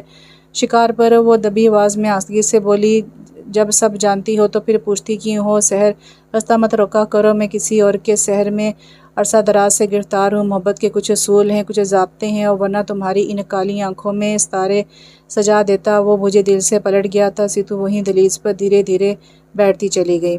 اس کی آنکھیں عجیب سے بھیانک شور کی آواز سے کھلی۔ وہ سراج سے پیروں میں سلیپر اڑیس کر نیچے آیا تو سامنے عالمتاب کو غصے سے پھنکارتے دیکھ کر ٹھٹک گیا۔ وسائی اس کلموہی کو جیب میں ڈال کر اس کے چاچا کے پاس چھوڑا۔ نہیں خانم، مجھے کہیں نہیں جانا، مجھے خود سے دور نہ کریں، میں یہیں مر ہی جاؤں گی، مجھے یوں دربدر نہ کریں، اپنے قدموں میں رہنے دیں خانم۔ وہ دونوں ہاتھ جوڑے التجائیں کر رہی تھی۔ میں کہیں نہیں جاؤں گی، سیتو تڑپ تڑپ کر رو رہی تھی۔ اماں یہ کیا مسئلہ ہے؟ آپ سیتو کو کہاں بھیج رہی ہیں؟ سلطان خان کی بھاری آواز کی گونج دور دور تک سنائی دی۔ خان تم بیچ میں مت بولو، عالمتاب نے پلٹ کر کرخت لہجے میں کہا۔ اماں یہ سب کیا ڈرامہ ہے؟ وہ غصے سے بولا۔ میں اسے واپس بھجوا رہی ہوں، یہ اپنے چاچا کے پاس چلی جائے تو بہتر ہے، عالمتاب نے بھسم کر دینے والی نگاہ سے سیتو کو گھورتے ہوئے جواب دیا۔ یہاں اسے کیا پرابلم ہے؟ آپ کے دسویں کام کرتی ہے، چھوٹی اماں کی دیکھ بھال کی ساری ذمہ داری اسی کے سر ہے، تمہاری چھوٹی اماں کے لیے نرس کا بندوبست ہو جائے گا۔ وہ پھنکاری۔ سیتو کہیں نہیں جائے گی، وسائی اس کا سامان کمرے میں پہنچا دو، اس نے فیصلہ کن انداز میں کہا تھا۔ اس پل وہیل چیئر پر بیٹھی زیتون بانو کی آنکھوں سے تشکر کے موتی گرنے لگے تھے۔ وہ چھوٹی اماں کی آنکھوں میں التجا پڑ چکا تھا۔ رات کو وہ کافی خفا خفا سی اس کے کمرے میں چلی آئی۔ سیتو کے چچا کا خط کیا تھا، وہ اس کے لیے کوئی لڑکا دیکھ چکا ہے جو جو ان پڑھ لڑکی ہے کسی کھوٹے سے بن جائے تو بہتر ہے، تو آپ ہمیں کوئی اچھا رشتہ دیکھ دینا۔ میں نے شادی دفتر نہیں کھولا ہوا ہے، انہوں نے ناگواری سے پوچھا۔ تم اسے جانے دیتے تو اچھا تھا، گھر بار والی ہو جاتی۔ میں چھوٹی اماں کو دکھ دینے کا سوچ بھی نہیں سکتا، سیتو ہی تو ان کے جینے کی آس ہے۔ تم نے ہمیشہ زیتون بانو کو اہمیت دی ہے، اس کے جذبات اور احساسات کا خیال رکھا ہے، اپنی ماں کی تمہارے نزدیک کوئی حیثیت نہیں ہے۔ عالمتاب پھک پھک کر رو دی تھی۔ سلطان خان گھبرا گیا۔ اماں یہ کیا کہہ رہی ہیں آپ؟ کیسی بد نصیب ہوں میں، شوہر نے بے وفائی کی، اکلوتا بیٹا، سوتیلی ماں کا دم بھرتا ہے۔ ان کے آنسوں میں مزید روانی آ گئی تھی۔ یہ تو سراسر زیادتی ہے، میں تو آپ کا بھی اتنا ہی خیال رکھنے کی کوشش کرتا ہوں مگر آپ… وہ کہہ کر خاموش ہو گیا۔ میری خواہش، میری خوشی کی تمہیں کوئی پرواہ نہیں ہے؟ آپ کی کون سی خوشی اور کون سی خواہش میں نے پوری نہیں کی؟ وہ زج ہو گیا۔ سیتو کو کیوں روکا ہے؟ جانے دیتے اسے، بہت ہی بدبخت اور منحوس ہے۔ اماں کسی کو بدبخت اور منحوس نہیں کہتے۔ سلطان خان نے بے سخت اپنی ماں کو ٹوکا۔ سیتو کو ٹھوکریں بھجوا دو، ٹھوکروں کے لیے اسے رکھنا بھی چاہتے ہیں کہ نہیں؟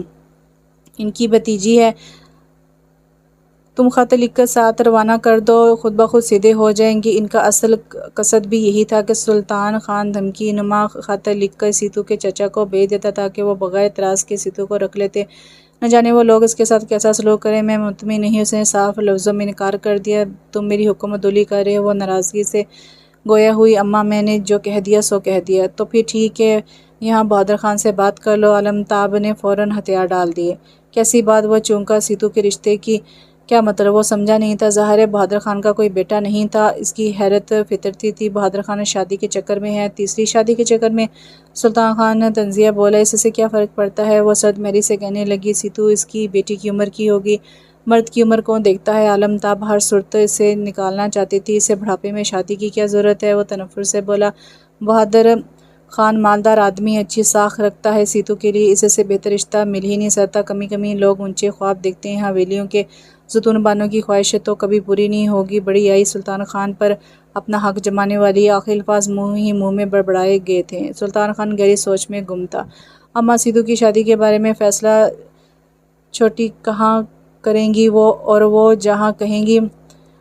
اماں سیتو کی شادی کے بارے میں فیصلہ چھوٹی اماں کریں گی، اور کہاں اور جہاں کریں گی آپ کو رضامندی دینا پڑے گی۔ باقی کے انتظامات میرے ذمہ ہیں، یہ مت بھولیے گا کہ سیتو ہماری ذمہ داری ہے۔ وہ دو ٹوک انداز میں ہاتھ اٹھا کر بولا۔ تم میری بات سمجھ نہیں رہے؟ عالمتاب جھنجھلا سی گئی۔ تو آپ سمجھا دیں، وہ بیزاری سے کہنے لگا۔ زیتون بانو نے خود مجھ سے رشتہ ڈھونڈنے کی بات کی تھی۔ اچھا؟ وہ حیران ہوا۔ آپ نے پہلے کیوں نہیں ذکر کیا؟ بس خیال نہیں رہا۔ تو پھر آپ نے بہادر خان کا پروپوزل پیش کیا ہے؟ وہ گہری اور سوچتی نظروں سے ماں کی طرف دیکھ رہا تھا۔ ہاں، انہوں نے جھوٹ کا سہارا لیا۔ کیا خیال ہے چھوٹی اماں کا اس رشتے کے بارے میں؟ اس نے تمام بات مجھ پر چھوڑ دی ہے۔ تو پھر آپ نے انہیں مخلصانہ مشورہ کیوں نہیں دیا؟ سلطان خان کا لہجہ چپتا ہوا تھا۔ کیا مطلب؟ عالمتاب ٹھٹک گئی۔ یہی کہ بہادر خان ایک اوباش بوڑھا مرد ہے۔ وہ غصے سے بولتے ہوئے کھڑا ہو گیا تھا۔ آئندہ آپ اس موضوع پر مجھ سے بات نہیں کریں گی؟ میری بات سنو خان، عالمتاب کو بھی جلال آ گیا۔ ان چند دنوں میں سیتو کا بیڑا پار لگا دو، ورنہ میں کوئی انتہائی فیصلہ کر لوں گی۔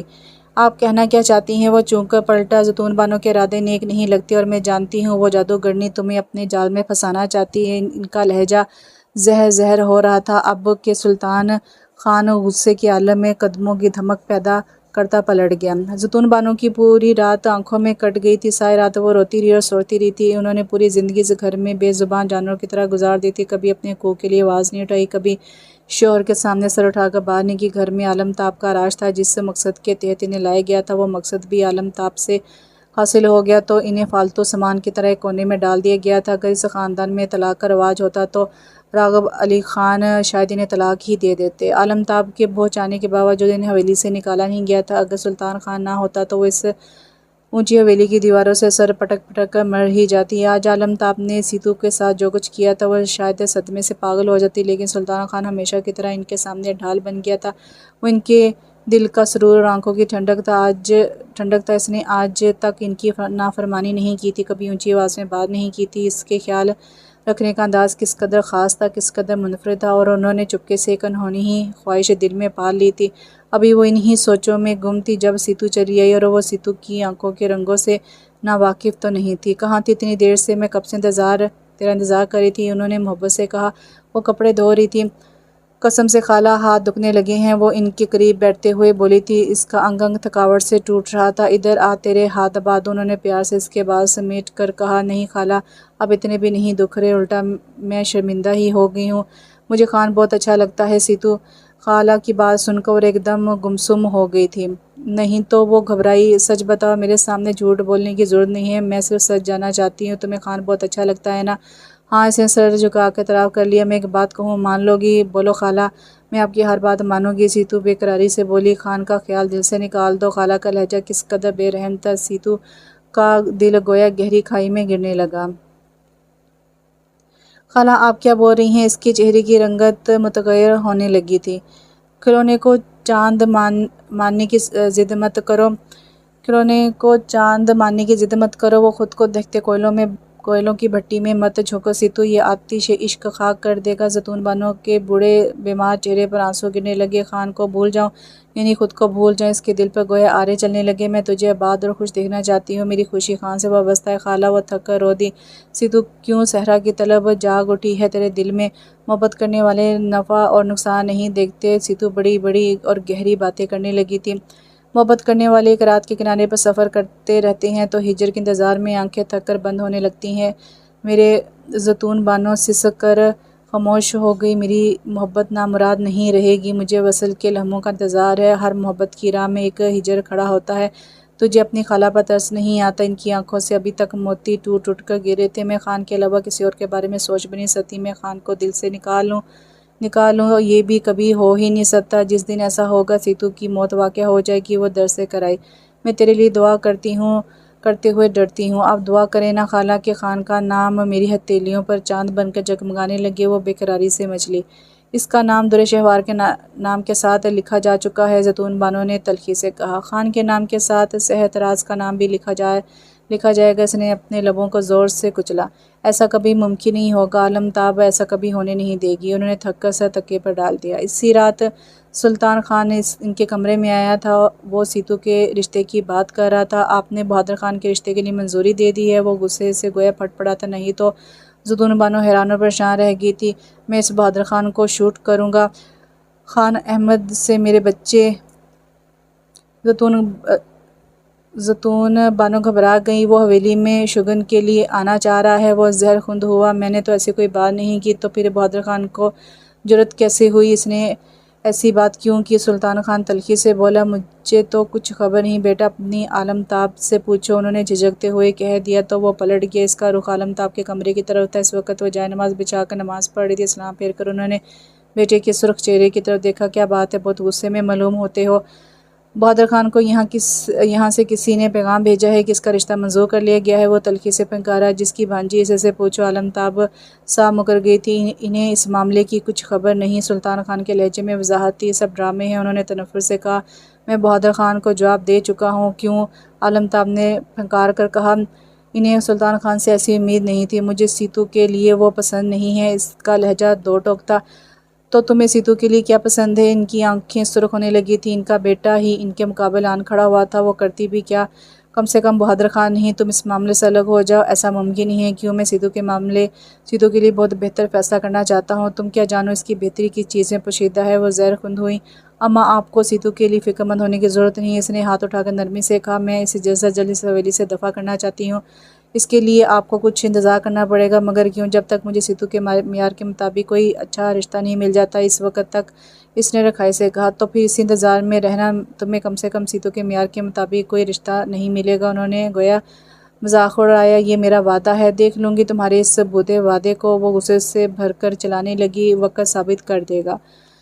سلطان خان نے نہ جانے کیا سوچ کر مسکرا دیا تھا۔ ادھر عالمتاب نہ جانے کون سے منصوبے بنا رہی تھی اور اوپر کاتب تقدیر نے کچھ اور فیصلہ کر رکھا تھا۔ انسان کی سب سے بڑی نادانی یہ ہے کہ وہ خود کو عقل کل کا مالک سمجھتا ہے، خود کو بااختیار سمجھ کر حکمران بننے کی کوشش کرتا ہے۔ دراصل یہی سے انسان کی زوال کی شروعات ہوتی ہے۔ در شہوار 2 بہنوں سے چھوٹی اور 2 بھائیوں سے بڑی تھی۔ زراب خان افریدی کی سب سے چہیتی، لاڈلی اور فرما بردار ذہین بیٹی۔ آج سے بہت سال پہلے بابا اور دادی نے واضح الفاظ میں سے بتا دیا تھا کہ وہ سلطان خان खटक की मंगेतर है। इसकी तरबियत कुछ इन्हीं खतूत पर की गई थी कि इसे हवेली वालों में घुलने मिलने और एडजस्ट करने में कतई कोई दिक्कत ना हो। यही वजह थी कि वो अपनी बड़ी बहनों से बहुत अलग, मुख्तलिफ और अलग थलग लगती थी। इसने इकनॉमिक्स में मास्टर्स के बाद घरदारी को बहुत ज़ौक़ शौक़ से सीखा था। दादी ने इसे सिलाई कढ़ाई में भी ताक कर दिया था। कभी कभी वो इनसे उलझ पड़ती। क्या अहमदाबाद में टेलर्स नहीं हैं? दादी इस मामले में मंतक निराली थी। इनका कहना था कि लड़की को हर हुनर में ताक होना चाहिए। हालात की क्या खबर है, सो वो अच्छी खासी सुगड़ खातून बन चुकी थी। दादी के पढ़ाए सबक इस हद तक ज़हनशीन हो चुके थे कि इनकी वफ़ात के बाद भी वो इन्हीं के बताए तरीके के मुताबिक दिन का आगाज़ करती। दादी सुबह खेज़ थी, सो इसकी सुबह खेज़ी की आदत भी बहुत पुख्ता हो चुकी थी। अक्सर वो बहुत मासूमियत से दादी से पूछती, दादी जान, क्या अहमदाबाद वाले इतने सवेरे उठते हैं? हाँ बेटी, गाँव में सुबह का आगाज़ मून देरे होता है। ये घड़ियाँ बहुत कीमती होती हैं, सो दिल लगा कर पहले इबादत करनी चाहिए, इसके बाद मामूल के काम। और मामूल के कामों में इसने सोच रखा था कि शायद हवेली में इससे उपाले थापने पड़ेंगे, कुएं से पानी भरकर लाना पड़ेगा, तंदूर में रोटियां लगानी पड़ेगी। एक दिन इसने आदत के मुताबिक दादी से अपने ख्यालात का इजहार कर दिया। दादी हंसती रही थी, फिर बहुत प्यार से बोली, राघव खान की हवेली बहुत वसी है, बड़े दलान हैं, ऊंचे ऊंचे मरहबी दरवाजे हैं, हरे भरे फूलों और फलों से सजे बाग हैं, इनमें एक लकड़ी का झूला भी रखा हुआ है। आलमताब सुबह रोज़ाना चहलकदमी किया करती थी। हवेली में इतने नौकर हैं कि तुम्हें इनके नाम भी याद नहीं होंगे। बेटी, घर की औरतें नस्लों की अमीन होती हैं। ज़िम्मेदार और ज़हीन औरत घर का निज़ाम खुश उसलूबी से चलाती हैं। इसने दादी की हर बात को गोया पल्लू से बांध लिया था। यूनिवर्सिटी में इनकी एक ही सहेली थी, सादिया। वो भी इसकी दादी से खूब मुतासिर थी। हालांकि इसने दादी को नहीं देखा था, मगर दुर शेवार की गुफ्तगू में दादी का इस कदर जिक्र होता था कि इसे भी दादी से गाबियाना मोहब्बत हो गई थी। सादिया की 1 माह पहले शादी हो चुकी थी और वो इस वक्त अपने शोहर के हमरा पेशावर में मुकीम थी। इसका शोहर डॉक्टर काशी मुश्ताक बहुत बड़े सर्जन थे। इन दिनों वो सादिया की दावत पर पेशावर जाने का प्रोग्राम बना रही थी जब अहमदाबाद से पुफी जान अचानक चली आई और वो इसके लिए बहुत सारे तोहफे लाई थी। मम्मी का मूड भी काफ़ी खुशगवार था। पुफी जान शादी की डेट फिक्स करने आई थी। इसके दोनों छोटे भाई इसे खूब छेड़ रहे थे। क्या पहले उपाले थापने पड़ेंगे, कपड़े धोना, प्रेस करना सब कुछ आता है, मुझे कर लूँगी, क्या तुम गोबर के उपाले थापोगी? इन दोनों की आंखें हैरत से फट गई हों। सिर्फ ज़बानी कलामी बातें। मानी ने नाक पर उंगली से गोया मक्खी उड़ाई। मुझे चैलेंज मत करो, इसने दोनों को वार्निंग दी। हाँ वाकई चैलेंज मत करो आपा को, वरना लंका ढाने घूंघट निकाले सबसे पहले गोबर से 2 हाथ करने लगेंगी, उस्मान ने हंसकर कहा। 2 माह बाद इसे अहमदाबाद चले जाना था। इस सिलसिले में बाबा ने मरी में एक घर खरीद लिया था जहां बारात को आना था। इन दिनों मम्मी इसे किचन में घुसने नहीं दे रही थी और वो छत पर सारा दिन किताबें पढ़ती और म्यूज़िक सुनती थी, मगर इसके 6 जवान भाइयों से आपा का ये आराम कहाँ बर्दाश्त होता था। इसीलिए उन्होंने आज इसके कमरे में धावा बोल दिया, कैसी हो आपा, 2 माह बाद तुमने वैसे ही चले जाना है। और इतनी तौफीक नहीं हुई कि भाइयों को अपने हाथ से 1-2 यादगार डिशेस बनाकर खिला दो? कभी deep fried broast, Chinese fish ball, ज़ाफ़रानी कोफ्ते खाते हुए तुम्हारी याद इस शिद्दत से आए कि हम दोनों भाई रो रो कर आंसुओं से बाल्टी भर दें। दोनों कमाल के नदीदे थे। जब भी हम अमरती और मीठे समोसे खाएं, मेरी क्या मुझे याद आ जाए। सलमान ने लहजे में मज़ीद रकत भरी, हमें चेरी का जूस और आलू बुखारे का स्कॉच कौन पिलवाएगा? मानी ने नदीदा आंसू पोंछकर मसनूई सुदगी से कहा। फ्रूट आइसक्रीम और मैंगो आइसक्रीम खाते हुए बहुत याद आओगी आपा। मानी ने एक करके जुमला कहा। ईद पर गाजर और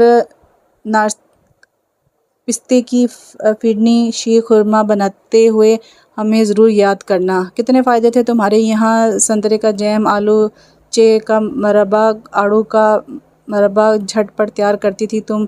हर तरह के सॉस के जार डाइनिंग मेज़ पर तैयार मिलते थे। नारियल, लीमू और इमली के सॉस की चटकारे अब ख्वाब ही मालूम होंगे। न जाने मेरी और उस्मान की बीवी कितनी फूड और बसलीका होगी। सलमान इसके दुपट्टे के कोने से गार रगड़ते मसनूई सरदा भरने के बाद मजीद बोला, एक और नेकी का काम करती जाओ आपा।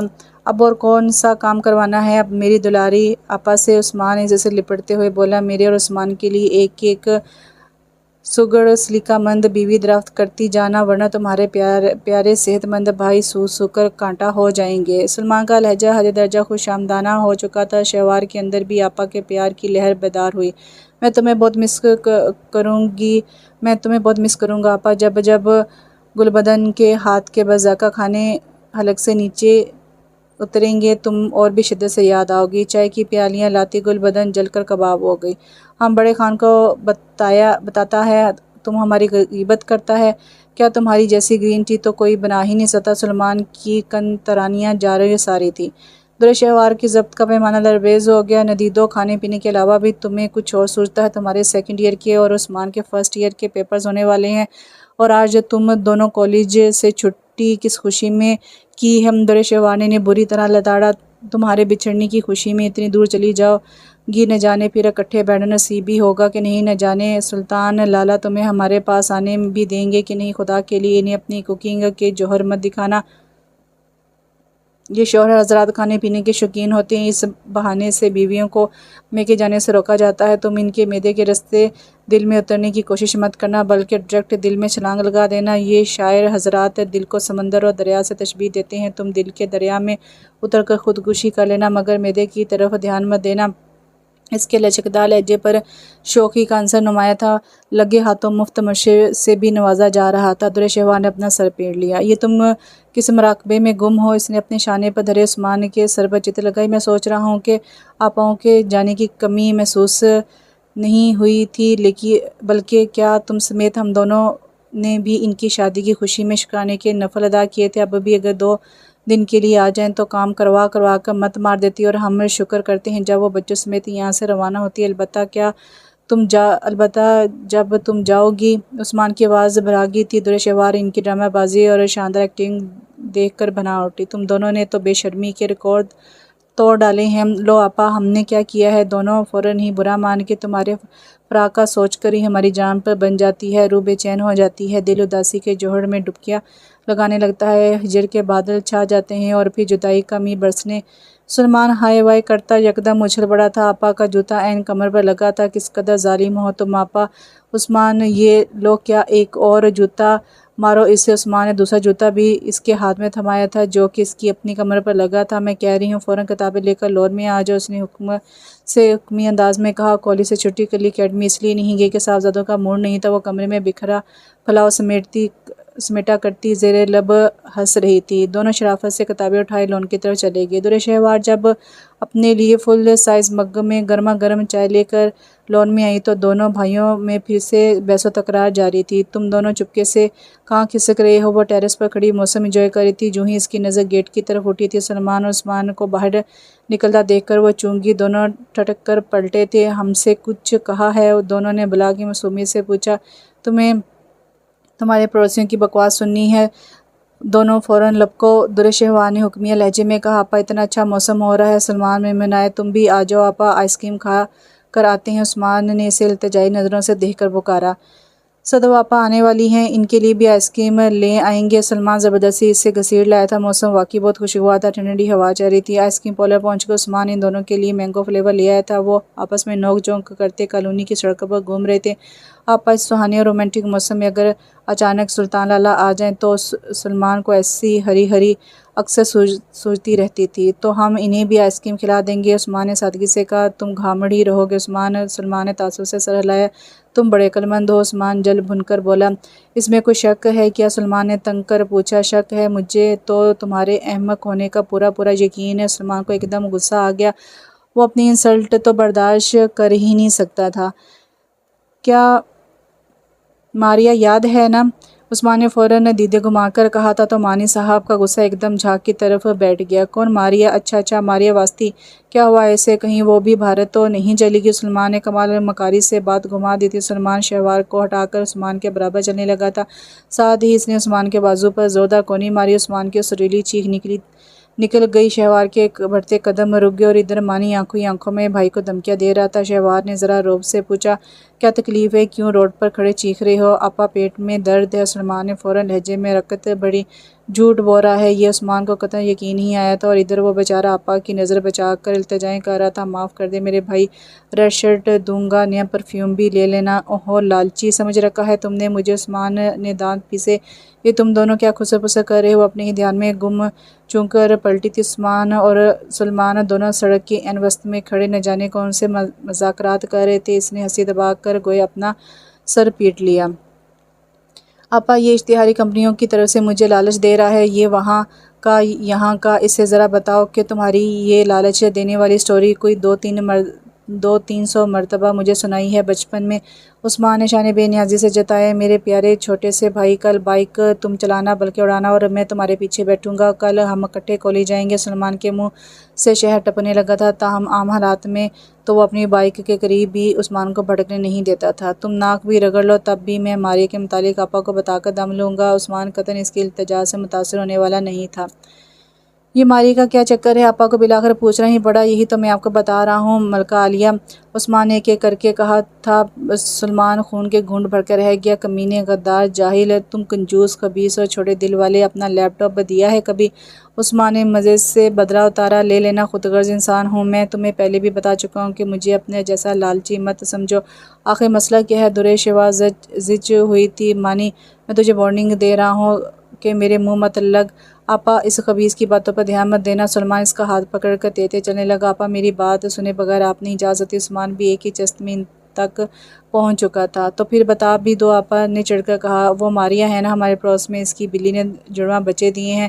جو ہی آپا نے بھنیں اچکا کر قدرے تنگی سے عثمان کی طرف دیکھا تھا، وہیں عثمان نے اطمینان بھرا سانس ہوا کے ثبت کیا تھا، اور دوسرے ہی لمحے اس کا سانس پھر سے اٹکنے لگا۔ یہ جو آپ کے بھائی محترم ہیں نا، آج کل روز ماریہ کی کیٹی کی عیادت کے لیے سرخ گلابوں کا گلدستہ لے کر جا رہے ہیں، یاد ہے؟ سرخ گلاب۔ مانی بات مکمل کر کے رکا نہیں تھا۔ سلمان اس کی گردن مروڑنے کے لیے اس کے پیچھے بھاگا۔ درِ شیوار ہنستے ہوئے ماریہ کے گیٹ کی طرف دینے لگی۔ نیچے سے ایک دم چیخوں کی آواز اور بچاؤ کا شور سنائی دیا۔ اس نے ہاتھ میں پکڑی کتاب بیڈ پر اوندھی رکھی تھی اور پھر پورے جلال کے ساتھ سلمان اور عثمان کے مشترکہ کمرے میں پہنچ کے سلمان نے تکیہ پکڑ رکھا تھا اور عثمان ہائے ہائے کرتا اپنے بچاؤ کی کوشش میں مصروف تھا۔ کمرے میں ہر چیز الٹ پلٹ تھی، کتابیں، کشن، تکیے، بیڈ شیٹ، صوفے اور بیڈ پر تولیے کہاں تھے۔ عثمان نے درِ شیوار کے پیچھے چھپنے کی کوشش کی، تبھی مانی زوردار آواز میں للکارا، آپا ایک طرف ہٹ جاؤ، یہ کمینہ آج میرے ہاتھوں شہید ہو جائے گا۔ نہیں آپا، میرے سامنے دیوارِ چین بن کر کھڑی رہو۔ عثمان منمنائے۔ ان دونوں کی چیخیں ضراب خان کے کانوں کے پردے پھاڑ رہی تھیں اور شہوار کا ضبط جواب دے گیا تھا۔ میں کہہ رہی ہوں خاموش ہو جاؤ، اس نے گرج کر کہا۔ نہیں آپا، اب خاموش نہیں ہوا جاتا۔ مانی نے فلمی ڈائیلاگ جھاڑا۔ ہوا کیا ہے؟ وہ خفگی سے بولی تھی۔ یعنی کہ بڑی بہن کے گرجنے برسنے کا کوئی اثر نہیں ہوا تھا، اس نے میری نئی نکور شرٹ کا حشر کر دیا ہے۔ مانی رونے کو تھا۔ تم نے کون سا اپنے ولیمے میں پہنی تھی؟ اپنے نہیں، تمہارے ولیمے کے لیے سنبھال کر رکھی تھی۔ اس شرٹ میں ریڈ ٹائی کے ساتھ میں بہت ڈیشنگ لگتا ہوں۔ احمد آباد کی مٹیاروں کو متاثر کرنا تھا۔ مانی کا ملال کسی طور کم نہیں ہو رہا تھا۔ ایسی صورت پر مٹیاریں عاشق نہیں ہوتی۔ عثمان نے طنزیہ کہا۔ تو کیا اس صورت پر عاشق ہوں گی؟ مانی جل اٹھا۔ روپ حسن سادگی میں ہوتا ہے، دیکھنا، مجھے دیکھ کر اچھے اچھوں کے دلوں میں ہلچل مچ جائے گی۔ مانی نے فخر سے کہا۔ کیوں؟ ہارٹ اٹیک ہو جائے گا۔ آپا کو تو بچاؤ۔ اس نے دونوں ہاتھ جوڑے وہ چپ چاپ کچن کی طرف بڑھ گئی۔ وہ دونوں بھی اس کے پیچھے آ چکے تھے۔ ایک سلیب پر اور دوسرا ڈائننگ میز پر بیٹھ گیا۔ کیا بنانے لگی ہو؟ مانی نے دلال سے پوچھا۔ چائے، وہ مزے سے بولی تھی۔ جانتی تھی کہ دونوں ہی چائے سے الرجک ہیں۔ خالی چائے، ساتھ رول کباب بھی ہوں گے؟ مانی باہر نکلنے لگا تھا، جاتے جاتے پلٹ کر پوچھنے لگا، ورنہ تو پھر اکیلی جلاتی رہو کلیجہ، دل اور گردے وغیرہ؟ میں نے تو سوچا تھا تمہارے چائے میں ساتھ دوں گا، تم چائے پینا، میں رول کباب کوک کے ساتھ توڑاؤں گا۔ مگر وہ زیر لب بڑبڑاتا ہوا باہر نکل گیا۔ مانی، وہ پکارتی رہ گئی۔ جانے دو آپا، ہم دونوں مل جل کر کباب اور رول کھائیں گے۔ عثمان جانتا تھا کہ آپا نے فریج میں رول اور کباب بنا کر فریز کیے تھے۔ آپا کے حلق سے اکیلے رول اور کباب کیسے اتر سکتے تھے؟ یہ فوراً مانی کو واضح دیتی باہر کی طرف اس کی پیچھے لپکی آ رہا ہوں۔ آپا کاہے کو غم کھاتی ہو؟ میں اکیلے تمہاری تھالی کو کچھ بھی ہضم نہیں ہونے دوں گا۔ وہ پورچ کے کونے سے برآمد ہو کر بولا۔ فوراً آ جاؤ، ابھی آیا۔ وہ مسکراتا ہوا جب واپس آیا تو عثمان میز پر چائے کے لوازمات سجا کر بیٹھا تھا۔ اسے واپس آتے دیکھ اس کا منہ بن گیا۔ پیٹ پوجا کرنے کے بعد پہلے اپنا بیڈ روم صاف کرو، پھر باہر جانے دوں گی، اس نے حکم دیا۔ او آپا، میں نے تو کلب جانا تھا، مانی نے ڈھیروں کیچپ منہ میں رکھتے ہوئے کہا، اور میں نے اکیڈمی جانا ہے۔ عثمان بھی منمنایا۔ بہت ہی کاہل ہو تم دونوں، نہ جانے میرے گھر جانے کے بعد گھر کا کیا حشر کرو گے؟ درِ شیوار ناراضگی سے کہنے لگی۔ ہائے وائے، آپ جا کہاں رہی ہیں؟ مانی کی آنکھوں میں شرارت تھی۔ سسرال اور کہاں؟ عثمان نے گویا بھائی کی عقل پر ماتم کیا۔ احمق ہو تم آپا، احمد آباد جانے کی بات کر رہی ہیں؟ عثمان نے مانی کی کمر پر دھمکا جڑا۔ او سچ؟ مانی اچھلا۔ تم احمد آباد چلی جاؤ گی آپا؟ بہت ہی مسخرے ہو تم دونوں۔ وہ اپنے دھیان میں گم تھی۔ ویسے آپا ایک بات پوچھوں؟ مانی کچھ دیر سوچنے کے بعد بولا۔ تم نے کب سے اجازت لینا شروع کر دی؟ عثمان نے صاف مذاق اڑایا تھا۔ جب دو بڑے بات کر رہے ہوں تو پھر تم جیسے چھوٹوں کو نہیں بولنا چاہیے۔ مانی نے بڑے پن سے کہتے ہوئے عثمان کو بری طرح لتاڑا۔ عثمان ہوں کر کے کباب اور کیچپ کی طرف متوجہ ہو گیا۔ ہاں تو میں ایک بات پوچھنا چاہ رہا تھا۔ کون سی بات؟ درشہوار الجھی۔ ابھی مجھے اپنی سہیلی سمجھ لو، بلکہ چند لمحوں کے لیے مجھے ماریا باجی سمجھ لو۔ وہ رازداری سے اس کے قریب جھکتے ہوئے کہنے لگا، بات کیا ہے؟ درشہوار الجھی۔ آپس کی بات ہے۔ کیا سلطان لالا کا کبھی فون آیا؟ سلمان، درشہوار نے خوبی سے کہا، اس میں حرج ہی کیا ہے؟ انڈرسٹینڈنگ اچھی چیز ہوتی ہے۔ ماشاءاللہ۔ درشہوار نے اپنے براڈ مائنڈڈ بھائی کو خوب سراہا۔ مجھے ایسی باتیں پسند نہیں، تم اچھی طرح سے جانتے ہو۔ ناراضگی سے گویا ہوئی۔ اچھا یہ بتاؤ، کل میں نے بابا جان کے ساتھ احمد آباد جانا ہے، کوئی خط وغیرہ ہے تو لالا کو، میرے مطلب ہے لالا کی امی جان کو دے دوں۔ وہ اس کے گھوڑے پر سمٹ گیا تھا، اس لیے بات بدلنے لگا۔ عثمان کی ہنسی چھوٹ گئی تھی اور درشہوار بھی مسکراہٹ چھپانے کی غرض سے چائے پینے لگی۔ دوسرے دن وہ احمد آباد جانے کے لیے تیار ہو کر اس کے کمرے میں خداحافظ کہنے آیا تھا۔ درشہوار ڈسٹنگ میں مصروف تھی۔ بک ریک کی تمام کتابیں بیڈ پر بے ترتیب پڑی تھیں۔ اللہ حافظ آپا، جا رہا ہوں میں، اپنے بھائی کے لیے دعا کرنا، کہیں کوئی حور تمہارے پیارے بھائی پر فدا نہ ہو جائے۔ بڑی خوش فہمی ہے میرے بھائی کو اپنے بارے میں۔ وہ مسکرائی۔ تمہارا بھائی لاکھوں میں جو ایک ہوا۔ مانی اترایا۔ اللہ حافظ، اپنا خیال رکھنا۔ اس نے اپنے قریب جھکے مانی کی پیشانی کو چوما۔ کہنے کی ضرورت نہیں ہے، خود کو مینٹین کر کے رکھوں گا۔ جاتے جاتے اس نے ڈائلاگ جھاڑا۔ مسخرے زیادہ اڑانے کی ضرورت نہیں۔ وہ پیچھے سے پکاری، آپا ویسے میری کل کی آفر برقرار ہے، کوئی پیغام خط وغیرہ؟ مانی اس کے گھوڑے پر وہ ڈرنے کی ایکٹنگ کرتا بھاگ گیا تھا۔ درشہوار سر جھک کر کتابیں ترتیب سے رکھنے لگی۔ ادھر حویلی میں ایک محترمہ ہی سحر طراز عرف سیتو پھرکی کی طرح گھومتی ہیں اور چکور کی طرح چکر لگاتی ہیں سلطان لالا کے ارد گرد۔ آج دوپہر کو واپسی ہوئی تھی اور سلمان کے پاس لاتعداد قصے تھے انہیں سنانے کے لیے۔ اس وقت وہ دونوں لون میں گھاس پر ہاتھ مارے بیٹھے تھے۔ شہوار کچھ لکھنے میں مصروف تھی، اس نے مانی کی بات پر توجہ نہیں دی تھی۔ اگر اس وقت توجہ دے لیتی تو حالات شاید مختلف ہوتے۔ شادی کی ڈیٹ فکس ہو چکی تھی، حتیٰ کہ کارڈ بھی چھپ کر آ چکے تھے۔ جب حویلی سے اطلاع آئی کہ زیتون بانو وفات پا گئی ہیں، بابا جان اور ممی پشاور روانہ ہو چکے ہیں۔ ان کی واپسی کے بعد حویلی سے عالمتاب کچھ دن رہنے کی غرض سے چلی اور وہ بہت اچھی تھیں۔ انہوں نے اس وقت شہوار کو کچھ بھی بتانا گوارا نہیں کیا تھا، مگر کچھ دنوں تک اڑتی اڑتی کچھ باتیں اس کی سماعتوں میں بھی اتر آئی تھی کہ سلطان خان شادی کے لیے رضامند نہیں۔ ممی اور بابا جان نے ان باتوں پر توجہ نہیں دی تھی۔ پشاور سے اس کی دوست سعدیہ بھی آ چکی تھی۔ آہستہ آہستہ گھر مہمانوں سے بھرنے لگا۔ وہ لوگ شادی کی غرض سے پچھلے ہفتے مری آ چکے تھے، نکاح تو پہلے ہی ہو چکا تھا، صرف رخصتی کی رسم باقی تھی۔ سلطان خان شادی کے لیے رضامند کیوں نہیں ہے، یہ پھانس تو دل میں چبھن دیتی رہی تھی۔ بہت دفعہ اس نے فون کرنے کے بارے میں سوچا تھا، مگر پھر جانے کیوں وہ سلطان خان سے کچھ بھی پوچھ نہیں سکی تھی۔ پوری رات سوچتے ہوئے اور روتے ہوئے گزر گئی تھی۔ صبح صادق کا وقت تھا جب کوئی دبے قدموں سے چلتا ہوا اس کے قریب چلا آیا۔ شہوار خان نے اسے دبی آواز میں پکارا تھا۔ درشہوار سوئی کب تھی؟ نیند تو شاید اب آنکھوں سے ہمیشہ کے لیے روٹ چکی تھی۔ میں جانتا ہوں تم سوئی نہیں ہو، تمہیں نیند بھلا آپ بھی کیسے سکتی ہے؟ اس کا انداز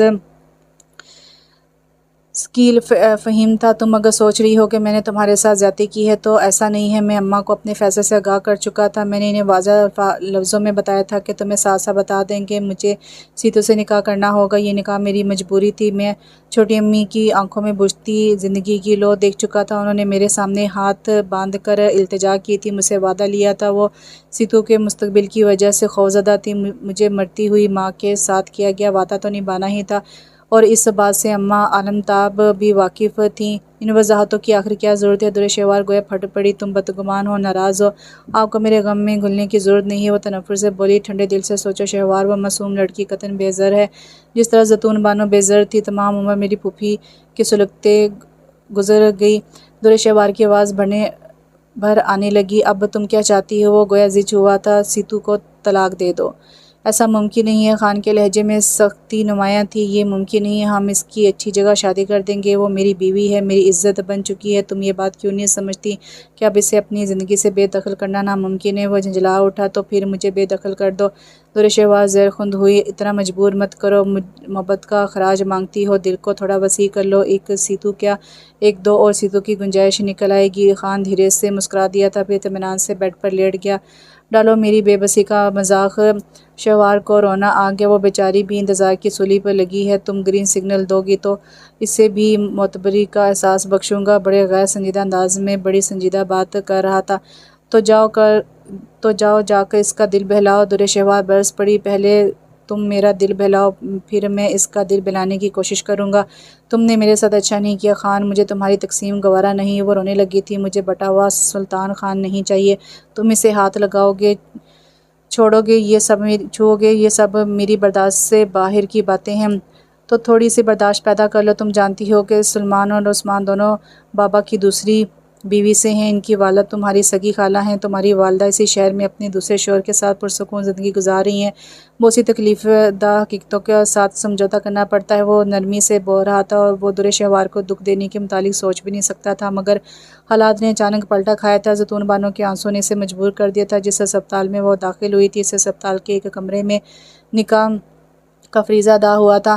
دوسرا نکاح کرتے ہوئے وہ خود بہت اعصابی تناؤ کا شکار تھا۔ اس نے بہت سوچا تھا کہ شہوار کو اعتماد میں لے کر سب کچھ بتا دے، مگر درِ شہوار سے فون پر بات بھی نہیں ہو سکتی تھی، اور ادھر زیتون بانو سیتو کو ہمیشہ کے لیے سے سونپ کر آنکھیں بند کر گئی تھی۔ ان کے رونے کرہانے اور التجاؤں نے سلطان خان کا دل دکھی کر دیا تھا۔ حالانکہ اس نے انہیں ہر طرح سے یقین دہانی کروائی تھی کہ وہ سیتو کو بہت اچھی جگہ شادی کرے گا، اور یہ کہ وہ اماں کے رویے کی وجہ سے بھی فکرمند نہ ہو، مگر ان کے لبوں پر صرف ایک ہی التجا تھی کہ خان، میں پرسکون ہو کر دنیا سے جاؤں گی اگر تم میری سیتو کا صاحبان بن جاؤ، مجھے اس پل صراط سے گزرنا ہی پڑے گا۔ وہ تھک کر سوچنے لگی، میں تمہیں تمہارے مرتبے کے حساب سے سرفراز کرنا چاہتا ہوں درِ شہوار۔ اول تم میری پہلی منکوحہ ہو اور زراب خان افریدی کی بیٹی ہو، اور میرا دل صرف تمہارا اسیر ہے۔ ادھر تو صرف حقوق و فرائض کا معاملہ ہوگا، یہ بات اچھی طرح سے جان لو۔ مجھے بار بار وضاحت دینا پسند نہیں ہے۔ اس کے جادو اثر لہجے میں نہ جانے کیا تھا کہ درِ شہوار موم کی طرح پگھل گئی۔ اسے سلطان کے حروف پر یقین آ گیا تھا۔ اس کا ولیمہ بہت شاندار تھا۔ مریض سے سب ہی تقریباً آئے تھے۔ بابا جان اور ممی تو ولیمے کے بعد واپس چلے گئے تھے، البتہ مانی عثمان ادھر کچھ دن رہنے کی غرض سے رک گئے تھے، حالانکہ ان کے امتحان قریب تھے اور درِ شہوار کو ان کی پڑھائی کی بہت فکر تھی۔ سارا دن تو وہ دونوں گھومنے پھرنے میں گزار دیتے تھے۔ اس علاقے کی خوبصورتی سے مانی بہت متاثر تھا۔ سعدیہ بھی مانی اور عثمان کے ہمراہ رک گئی تھی۔ طے یہ پایا تھا کہ واپسی پر جاتے ہوئے مانی اور عثمان سعدیہ کو پشاور چھوڑ دیں گے۔ سعدیہ کے اکلوتے بیٹے کے ساتھ شہوار کا بھی خوب دل لگا ہوا تھا۔ جس دن ان تینوں کی واپسی ہوئی تھی، یہ اسی دن کی بات ہے جب اس نے سحر یعنی سیتو کو پہلی مرتبہ دیکھا تھا۔ اتنے دنوں میں اسے وہ کہیں بھی دکھائی نہیں دی تھی۔ آج صبح ہی ہر طرف سیتو کی پکار سنائی دے رہی تھی۔ جب شہوار کی آنکھ کھلی تو سلطان خان اسے آوازیں دے رہا تھا، سیتو میرے کپڑے نکال دو۔ کچھ ہی دیر بعد ایک بے حد سانولی، معمولی سی نقوش والی سہمی ہوئی نوعمر لڑکی کمرے میں سر جھکائے داخل ہوئی۔ اس کا انداز بہت سہما تھا۔ تم کیوں آئی ہو؟ شہوار بولی، خان نے بلوایا ہے۔ وہ لڑکی دھیمے لہجے میں سر جھکائے کپ کپاتی آواز میں کہنے لگی، کیا تم بحری ہو؟ خان نے سیتو کو بلوایا ہے، شہوار نے قدرے ڈٹ کر کہا تھا، پھر بیڈ شیٹ کی شکنیں دور کرنے لگی۔ میں سیتو ہوں۔ کیا تم سیتو ہو؟ درِ شہوار نے انتہائی حیرانی کے عالم میں اس کا سرتاپا جائزہ لیا۔ سلطان خان جیسے شاندار بندے کی دوسری بیوی صحت راز کیا یہی ہے؟ وہ حیرت سے سوچتی رہ گئی۔ خان رات کو اس کے کمرے میں نہیں تھا تو کیا وہ سیتو کے پاس تھا؟ درِ شہوار جانتی نظروں سے اسے دیکھتی رہی۔ سلطان خان رات کو تمہارے پاس تھا؟ جی مالکن۔ اس کے منہ سے مری آواز نکلی۔ جاؤ کپڑے نکال کر دو اپنے خان صاحب کو۔ وہ دوسرے ہی لمحے کمرے سے باہر نکلتی چلی گئی۔ سلطان خان واش روم سے باہر نکلا تو کمرے میں درِ شہوار نہیں تھی، البتہ سیتو استری اسٹینڈ کے قریب کھڑی کپڑے استری کر رہی تھی۔ سیتو، شہوار کہاں ہے؟ باہر گئی ہے۔ جاؤ بلا کر لاؤ۔ وہ بالوں کو تولیے سے رگڑ رہا تھا۔ جی بہتر۔ سیتو فوراً باہر نکل گئی تھی۔ 2 منٹ بعد اس کی واپسی ہوئی۔ خان، وہ ناشتہ بنا رہی ہیں، کس کے لیے اور کیوں؟ وسائی کہاں ہے؟ سلطان خان ناراضگی سے گویا ہوا، وسائی بھی باورچی خانے میں ہے۔ خان، یہ آپ کے کپڑے ہیں۔ اس نے سفید شلوار قمیض سلطان خان کی طرف بڑھا دی۔ وہ کپڑے چینج کرنے کی غرض سے واش روم میں چلا گیا تھا۔ جب واپس آیا تو ابھی تک سیتو کمرے میں ہی موجود تھی۔ سیتو، کوئی کام ہے کیا؟ اسے نرمی سے پوچھا تھا۔ نہیں خان، کسی چیز کی ضرورت تو نہیں۔ وہ مصروف انداز میں قمیض کے بٹن بند کرتا ہوا پوچھنے لگا، آپ کہیں جا رہے ہیں؟ ہوں، شہر جا رہا ہوں۔ کچھ منگوانا ہے تو بتا دو۔ وہ سیتو کے قریب کھڑا اس کے نرم گال کو چھو کر بول رہا تھا جب کلک کی آواز سے دروازہ کھلا اور درِ شہوار اندر داخل ہوئی۔ اس کے ہاتھ میں ٹرے تھی، شاید وہ اس کا ناشتہ لے کر آئی تھی، اور اس کی پہلی نگاہ سلطان خان کی طرف اٹھی تھی۔ اس کا ایک ہاتھ سیتو کے گال پر تھا جبکہ دوسرا ہاتھ میں سیتو کا سانولا ہاتھ تھا۔ سلطان خان نے اسے دیکھ کر نہ چونکا نہ ٹھٹکا، بلکہ بڑے ہی بھرپور انداز میں مسکرا دیا تھا۔ تمہیں کس نے باورچی خانے میں بھیجا ہے؟ وہ درِ شہوار سے مخاطب تھا۔ رومانس بگاڑنا ہو تو اس کے کمرے میں چلے جایا کرو، میرے کمرے میں ایسے سین کریٹ کرنے کی ضرورت نہیں ہے، وہ تلخی سے بولی۔ سلطان خان کے سوال کو یکسر نظر انداز کر دیا تھا۔ سیتو، गुरेज खान से कहो कि गाड़ी निकाले। इसने सीतू को जाने का इशारा किया था। वो बाहर निकल गई थी तो शहवार की तरफ मतवज्जो हुआ। इतना गुस्सा, मैं तो सिर्फ इससे पूछ रहा था कि किसी चीज़ की इसे ज़रूरत तो नहीं। मैंने आपसे वजाहत नहीं मांगी। बहरहाल सेहत राज आपकी बीवी है। अलबत्ता मुझे इसे देख कर शदीद हैरत हुई थी। क्यों? सुल्तान खान ने ना समझने वाले अंदाज में इसकी तरफ देखा। वो मेरे तसव्वुर से काफ़ी मुख्तलिफ है। इसे नाश्ते की ट्रे को मेज़ पर रख दिया हूँ। वो ज़ाहरी हुस्न में तुम्हारे पासिंग भी नहीं है। अलबत्ता खिदमत तुमसे ज़्यादा अच्छी करती है। वो शायद से मुस्कुराया। हूँ खिदमत करने के लिए ही तो होती है। इसने जलकर सोचा। वो सीतू से जब भी बात करता, हंसता, बोलता, इसके लिए कुछ न कुछ खरीद कर लाता तो दुरे शहवार का रवां रवां सुलगने लगता। यही आलम ताब का था। वो तो बरमला अपनी नफरत का इजहार कर लेती थी। सीतू से सारा सारा दिन काम करवाती, नौकरों के सामने से बुरी तरह लताड़ देती, कभी कभी गुस्से के आलम में 2-3 थप्पड़ भी मार देती। दुरे शहवार हैरान होती थी कि इसने कभी खान से शिकायत क्यों नहीं की। फूफी जान इसके बहुत लाड़ उठाती थी। इसे किचन के कामों को हाथ भी नहीं लगाने देती थी। सुल्तान खान जब भी शहर जाता था दुरे शहवार को साथ ले जाता। बकौल इसके सफ़र में तुम्हारे तसव्वुर से बेहतर तुम्हारा साथ है। खान ने इसे अपनी बेतहाशा मोहब्बत से सरफराज किया था। वो इसे बहुत चाहता था। इसकी शफाफ आंखों में दुरे शहवार का ही अक्स था। गुजरते वक्त के साथ साथ इसकी मोहब्बत और भी गहरी और मजबूत हो रही थी। हर गुजरता दिन इसकी चाहतों को और भी निखार बख्शता था। सुल्तान खान की हमरा इसने बहुत सियाहत की थी। हालांकि इसे घूमने फिरने का शौक़ नहीं था। शहवाज सफ़र के दौरान भी एक एक चीज़ हमेशा नोट करती थी कि खान के ध्यान से कभी भी सीतू का ख्याल नहीं निकलता था। वो जहाँ कहीं भी होता था इसकी ख्याली ज़रूर पूछता, इसके लिए अच्छी अच्छी चीज़ें खरीदता। इसने सही मायनों में दोनों बीवियों के साथ बराबरी और तवाज़ुन बरकरार रखा था। इसने ऐसे तरीके से रातों की तकसीम कर रखी थी। इससे दोनों बीवियों की जज्बात, एहसासात और ज़रूरियात का ख्याल रहता था। शायद खान की इसी तवज्जो का असर था कि सीतू दिन ब दिन निखरती जा रही थी। आलम ताब से सीतू के चेहरे के रंग कहाँ बर्दाश्त होते थे। वो इसे ज़िक पहुँचाने का कोई मौका हाथ से जाने नहीं देती थी। और जब कभी रंगीन खानम आ जाती तो फिर सीतू बेचारी की तमाम दिन शामत ही आई रहती। आज सवेरे ही रंगीन खानम आ गई थी। सीतू को अच्छे कपड़ों और हल्के फुल्के जेवर में देखकर तंजिया हंसने लगी। क्यों हंस रही हो खानम? सीतू अब बिल्कुल खामोश नहीं रहती थी, बल्कि खानम को कोई ना कोई चुपता हुआ जवाब दे ही देती थी। सोच रही हूँ मखमल में टाट का पेवंद किस कदर बुरा लग रहा है। अपने घर और घर वाले के मुतालिक सोचा करो खानम, ना हक हमारे बारे में सोचती हो। सीतू भी तंजिया बोली। रंगीन खानम को गोया तजाना लगा। अच्छे कपड़े और जेवर पहनकर शहवार का मुकाबला नहीं कर सकती तुम। मुकाबला कर नहीं सकती मगर मुकाबले खड़ी ज़रूर हो गई हूँ। खान ने निकाह किया है मेरे साथ, अपने घर में और ज़िंदगी में पहले निकाह के बराबर खुद जगह दी है। सेहत राज इतनी भी कमतर नहीं है। इसकी आंखों में एतमाद की चमक थी और ये एतमाद खान के अलावा कौन इसे बख्श सकता था। वक्त गुजरने के साथ साथ तो वो कुछ कुछ बदल रही थी और शहवार भी ये सब देखकर हैरान रह गई। कभी अपनी शक्ल गौर से आईने में देखना। रंगीन खानम ने गुस्से से कहा। मुझे आईना देखने की तरदीद की भला क्या ज़रूरत है? खान की मेरी तरफ उठने वाली हर मोहब्बत भरी निगाह मुझे मोतबर कर देती है। वो जैसे मुस्कुराई। खुद को कुछ भी समझ लो, कमी कमीनों के ख़ानदान की बेटी ही कहलाओगी। आलम ताब अब अचानक दलान में आ गई थी। वो खानम को देखकर पहले की तरह ना डरी ना घबराई, बल्कि तमाम से मुस्कुराती रही। मेरी हैसियत और अहमियत वक्त साबित कर रहा है खानम। वो बहुत कुछ जता कर अंदरूनी हिस्से की तरफ बढ़ गई। नामुराद, मेरा बस चले तो तुझे हवेली के पिछवाड़े में दफना दूँ। न जाने इस कमबख्त तेरी खाला बज़ात मेरी ज़िंदगी में जहर घोलने चली आई थी और इसके पीछे पीछे तू भी अपनी नहुसत हमरा ले आई। खानम ने जज्बर होकर कहा। यूँ कि इनकी गोरी कलाई में मौजूद सोने के कंगन बज उठे। 1 साल गुजर गया है, इसी तरह कुछ और साल भी गुजर ही जाएंगे। सदा आपकी हुकूमत तो नहीं रहेगी खानम। सीतू का अंदाज मज़ीद इश्तियाल दिलाने वाला था।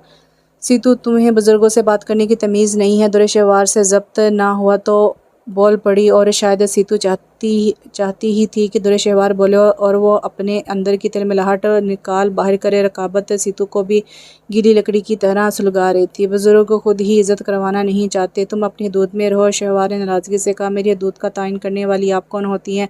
सीतू सुलग कर बोली। बकवास बंद कर कमज़ात, वरना ज़बान खींच लूँगी। खानम ने चिंगाड़ कर कहा। बहुत तौहीन करवा ली मैंने अपनी। अब किसी की जरूरत नहीं कि कोई मुझसे ऊंची आवाज़ में बात करे। सीतू फंकारी। सीतू, शर्म करो, तुम खान की माँ से मुखातिब हो। शहवार बीबी, आपको नहीं पता ये औरत बहुत जालिम खुदगर्ज है। बहुत अरसा ज़बान बंद रखी है मैंने। मुझे इसी वक्त का इंतज़ार था। मेरे पैरों के नीचे ज़मीन कहाँ थी? अब मैं मजबूती से खड़ी हूँ। मुझे इस मगरूर औरत से एक एक जुल्म का बदला लेना है। وہ چلاتی رہی۔ تیرا ستیہ ناس حرامزادی، جس تھالی میں کھاتی اسی میں چھید کرتی، تیری آنکھیں نوچ لوں گی، زبان کاٹ دوں گی۔ خانم آپے سے باہر ہو گئی تھی۔ ادھر شہوار ہکا بکا کھڑی تھی کہ معاملہ کیسے سنبھالے۔ خانم نے چلا چلا کر وسائی کو بلایا، ساتھ ہی اسے کمرے میں جانے کا حکم دے دیا۔ وہ حیرانی بلکہ دکھ کے عالم میں اپنی اونچی لمبی گوری چٹی معزز پھوپھی جان کو دیکھتی رہ گئی تھی، جن کے لبوں سے گالیوں کا طوفان برآمد ہو رہا تھا۔ وہ در شہوار کے ساتھ ساتھ سیتو کو بھی قصوروار سمجھ رہی تھی، جس کی بد زبانی بد کلامی کی وجہ سے پھوپھی جان شدید اشتعال میں آ چکی تھی۔ اسے کمرے میں بھیج دیا گیا تھا۔ اس رات سلطان خان بہت دیر سے گھر آیا تھا۔ وہ سیدھا اس کے کمرے میں آیا تھا۔ اس نے آتے ساتھ سیتو کا پوچھا، سیتو کہاں ہے؟ شہوار اپنے کمرے میں ہوگی۔ شہوار نے سیتو کو اس ہنگامے کے بعد سے نہیں دیکھا تھا۔ پھول بی بی کہاں ہے؟ اس سے پوچھو۔ کیوں، خیریت؟ کوئی کام ہے تو مجھے بتاؤ، سیتو سے بہتر ہی سر انجام دوں گی، وہ خوش دلی سے بولی تھی۔ آہستہ آہستہ اس نے اپنی موجودہ زندگی سے سمجھوتہ کر ہی لیا تھا۔ یہ اس کی رپورٹس آئی ہیں۔ خان نے لیدر کے بیگ میں سے ایک فائل نکال کر شہوار کو پکڑائی۔ کیسی رپورٹس ہیں؟ اس نے حیرانی سے پوچھا۔ پیگنینسی رپورٹس ہیں۔ وہ بہت دلکشی سے مسکرایا تھا۔ آج وہ بہت خوش تھا، اس کی آنکھیں بھی مسکرا رہی تھیں۔ شہوار زرد چہرے کے ساتھ رپورٹس کو بغور دیکھا اور بولی، مبارک ہو سلطان خان، اچھی خبر ہے۔ اس وقت اچانک سنبھالنا مشکل تھا، مگر وہ سنبھل چکی تھی۔ تم کیوں اداس ہو گئی ہو؟ کیا خدا کی رحمت سے مایوس ہو؟ وہ فوراً ہی اس کے چہرے پر چھائی اداسی ابہام کیا تھا۔ ایسی بات نہیں۔ اس کی آواز بھرانے لگی۔ شہوار، یہ تو اللہ کی دین ہے۔ سلطان خان سمجھ چکا تھا کہ وہ اندرونی توڑ پھوڑ کا شکار ہو چکی۔ اسے بچوں سے بہت لگاؤ تھا۔ وہ اپنی سہیلی سعدیہ کو اس لیے اصرار سے بلواتی تھی کہ اس کا ایک چھوٹا سا بیٹا بھی ہمراہ آتا تھا۔ سلطان خان کے دل کو کچھ ہونے لگا تھا۔ وہ دنیا کی ہر نعمت کو اس کے قدموں میں ڈھیر کر سکتا تھا، مگر اس معاملے میں اس کا کوئی اختیار نہیں تھا۔ جانتی ہوں میں۔ ایک آنسو چپکے سے گال پر لڑک گیا تھا۔ اسے سیتو کا صبح والا رویہ یاد آنے لگا۔ یقیناً وہ اپنے اندر ہونے والی تبدیلیوں کو محسوس کر چکی تھی، تبھی تو اس قدر بااعتماد دکھائی دینے لگی تھی۔ وہ اس حویلی کا وارث پیدا کرنے والی تھی، کیوں نہ مغرور ہوتی۔ تم یوں مایوس ہو رہی ہو گویا ہماری شادی کو صدیاں بیت گئی ہیں، ابھی 1 سال ہی گزرا ہے۔ خان، تم کیوں پریشان ہو رہے ہو؟ جاؤ سیتو کے پاس، اس وقت اس سے تمہاری ضرورت ہے۔ مجھے میرے حال پر چھوڑ دو پلیز۔ وہ ایک دم سرخ ہو کر بڑے ضبط سے بولی، میں کسی بہت اچھی ڈاکٹر سے مشورہ کرتا ہوں، تم جاؤ سیتو کے پاس، اس مسئلے پر پھر بات کریں گے۔ وہ تمہارا انتظار کر رہی ہوگی۔ وہ اب قدرے سنبھل گئی تھی۔ پورا دن باہر کی خاک چھان کر آیا ہوں، نہ چائے پوچھی ہے نہ پانی۔ سوری، چائے تو تم پیتے نہیں ہو، البتہ کھانا اور پانی ابھی لاتی ہوں۔ وہ ہولے سے مسکرائی تھی۔ سلطان خان کو کچھ تسلی ہو گئی تھی اسے مسکراتا دیکھ کر۔ وہ برچی خانے میں داخل ہوئی تو وسائی ٹرالی میں کھانا رکھ چکی تھی۔ اس نے وسائی سے سیتو کے متعلق پوچھا۔ خانم کے کمرے میں ہے، وسائی نے گڑبڑا کر جواب دیا۔ کیوں؟ وہ حیران ہوئی۔ خانم کی طبیعت ٹھیک نہیں ہے، اس لیے وسائی نے شاید بات بنائی تھی۔ شہوار کو تو کچھ اسی طرح محسوس ہوا تھا۔ اچھا، یہ ٹرالی تم کمرے میں لے چلو، میں ذرا پھوپھی جان کی طبیعت پوچھ کر آتی ہوں۔ وہ وسائی کو ہدایت دے کر باہر نکلنے لگی تھی جب وسائی اسرار سے بولی، جی نہیں، کھانا آپ خان کو دے کر آؤ، میں خانم کو دوا وغیرہ دے کر ابھی آتی ہوں۔ سیتو بھی وہیں سو چکی ہے۔ ٹھیک ہے، تم برتن دھو کر سونا۔ وہ ٹرالی گھسیٹ کر باہر نکل گئی تھی۔ کمرے میں آئی تو سلطان خان فریش سا صوفے پر بیٹھا میگزین دیکھ رہا تھا۔ کھانا کھا لیجیے خان صاحب۔ اس نے خان کے ہاتھ سے میگزین پکڑ لیا۔ تمہاری مانی اور عثمان سے بات ہوئی؟ اچانک یاد آنے پر اس نے در شہوار سے پوچھا۔ نہیں، اس لیے دونوں شکوے شکایت کر رہے تھے، کم سے کم فون ہی کر لیتی، بس خیال نہیں رہا۔ وہ خود کو کوسنے لگی تھی۔ بھلا ایسی بھی کیا خود فراموشی؟ صبح تیار رہنا، سلطان خان نے کہا۔ کیوں؟ وہ حیران ہوئی۔ ہم کراچی جائیں گے۔ اس کی آنکھیں خوشی سے چمک اٹھی۔ 1 سال کے دوران وہ صرف 3 مرتبہ کراچی گئی تھی، اور وہ بھی صرف 1 ہفتے کے لیے۔ اگلی صبح وہ بہت جلد بیدار ہو گئے تھے۔ نماز پڑھی، سلطان خان بھی مسجد سے واپس آ گیا۔